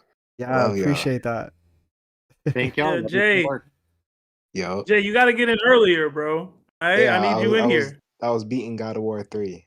You being what? No. He's got to catch up, man. Just 2 more games he's got to win. Hey, yo. Chill. Yo, Jay, I need you in for this next matchup when we get to it. Zoro and Sanji versus Law and Kid. That should be hotly debated by everybody in here. I already know who's winning that. It's gonna be a good one. It's gonna be a good one. But I really, again, like I said, I really appreciate all y'all making it out for the stream and jumping in and liking and everything. If you guys haven't liked the stream already, please do. It does help us with the YouTube algorithm. But these matchups are gonna get really, really, really interesting. I know we had a couple really good ones today. We have some really, really fire matchups coming up next week. So I really hope you guys tune in. Yeah. It was nice speaking to you guys. You too, bro. You too, Larry, man. Yeah, later. And Seth. Let's have a good one. Have a good one. Night, y'all. Yeah, so Larry, do you have anything you want to say before we wrap up? No, I just want to say thank you for setting this up, bro. This was definitely one of the more entertaining tournaments I think we've had so far, just cuz like Yeah. all the different possibilities. It's not just like a regular power scale. It's like literally what would this person do if this person gets taken out? Well, they would lose. Okay, so what does that person do then? They have to protect them. It's like all these uneven matchups with these top tiers can be evened out with these lower ranked tiers. Like just the fact that Like the one we Luffy, just had. yeah, like Luffy and Nami just beat King and Queen, but like you have to really think about it. It's not like clean cut, you know? Like some of these wilder takes that these people have are like they're allowed to be said, you know, because now it gives more room to like work with. But you know, this was amazing, man. I think I have fun with these, and like you put in the hard work, bro, so it's like very appreciated. So I hope everybody else appreciates this, man. It's just what we do. We need to start prepping. We having the manga panels ready, bro. I was gonna listen. bring some. So the way it works is like y'all be talking and I'll be hearing some ridiculous take and I just search up like what happened truly in the manga and I'll just go back to it and I'll be like, yo, I remember this happened, so I'll just say it and just get the clear cut info. But I did want to announce something before we go. Yeah, go ahead. So Chestnut and Hime and TNT boys such as Aaron Tate and our boy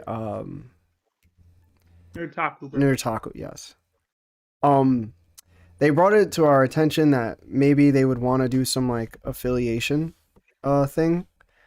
I started to very much look into it like heavy.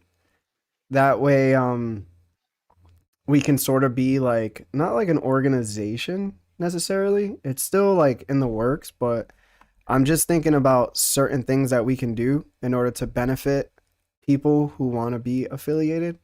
And I want to make it so where like you're getting most of the benefit instead of me or Seb or anybody else. And I feel like I'm finding a lot of good ways through a lot of different people to do something like this to where it's official and you truly feel like you're benefiting from it. So that's what I'm trying to work on right now is how do I make the person who's affiliated benefiting from this more than we are. So if you could give me a little bit more time, I should have something coming up. I don't know an exact date because this is a very complicated move for our channel. And it's also going to be something that the anime community hasn't really done unless it's in the gaming community. So it's going to be super dope. I want to say thank you guys for even making me feel, or like making us feel honored enough that you want to be affiliated. That's like the kindest words ever. And you know, this community is so strong, man. It's so freaking strong. Even people that have like well over the amount of subs that we have, they don't compare in like concurrent viewers, and they don't compare in like every other category. It's like our Discord is more popping than a lot of those guys' Discord. So I just want to say thank you to the people, to the fans, to everybody out there, like usual. I'm super grateful, super humbled, and you know, thank you to Seb. Like, I can't say it enough. Like, the reason why the show exists is because of him and his brothers. So anytime the light typically shines on these guys, I feel like the show is just what it's meant to be. So I don't have anything else to say. I mean, I feel like I always get super sentimental and emotional, but like you do, yo, I'm just so grateful. I'm so grateful for like all the great things that comes out of this, and all the people that are inspired to just do more than they think that they can. So that's the part of the show, right? That's part of One Piece. It's going after what you want with the conviction that you won't fail, but also to inspire others. So that's what Seb is doing right now. He's inspiring people like us to talk more and be more open and bring us together. Same thing with Hime when she does like the watch parties and stuff. It's, I don't know, man. I'm just so grateful.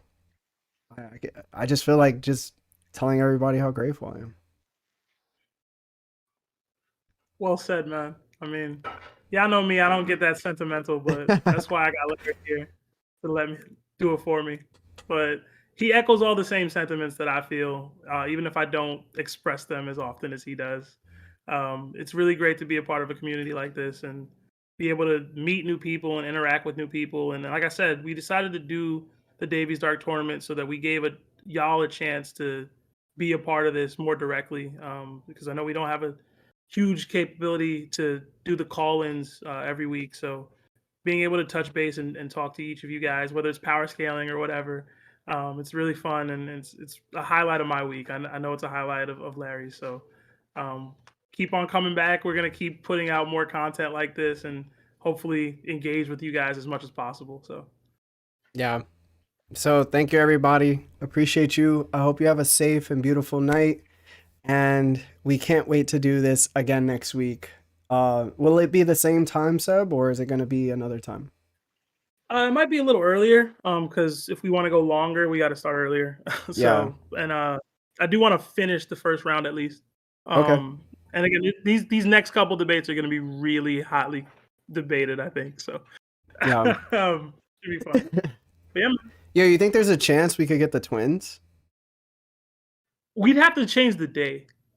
Oh yes, Wednesdays yes, don't work. yes, because it's. But we can do that. If we can try to do that. If anything, maybe even stream on a late Sunday or something. Yeah. Because I think most people will be free. They'll probably be home. We can work around that to try to get the twins in here. We'd have to set them up with a Discord tutorial. But I'd love to have the twins in here, man. It would be awesome. Absolutely awesome. We'll see. But all right, anyway, guys, have a good night. Enjoy yourselves, and we will talk to you later.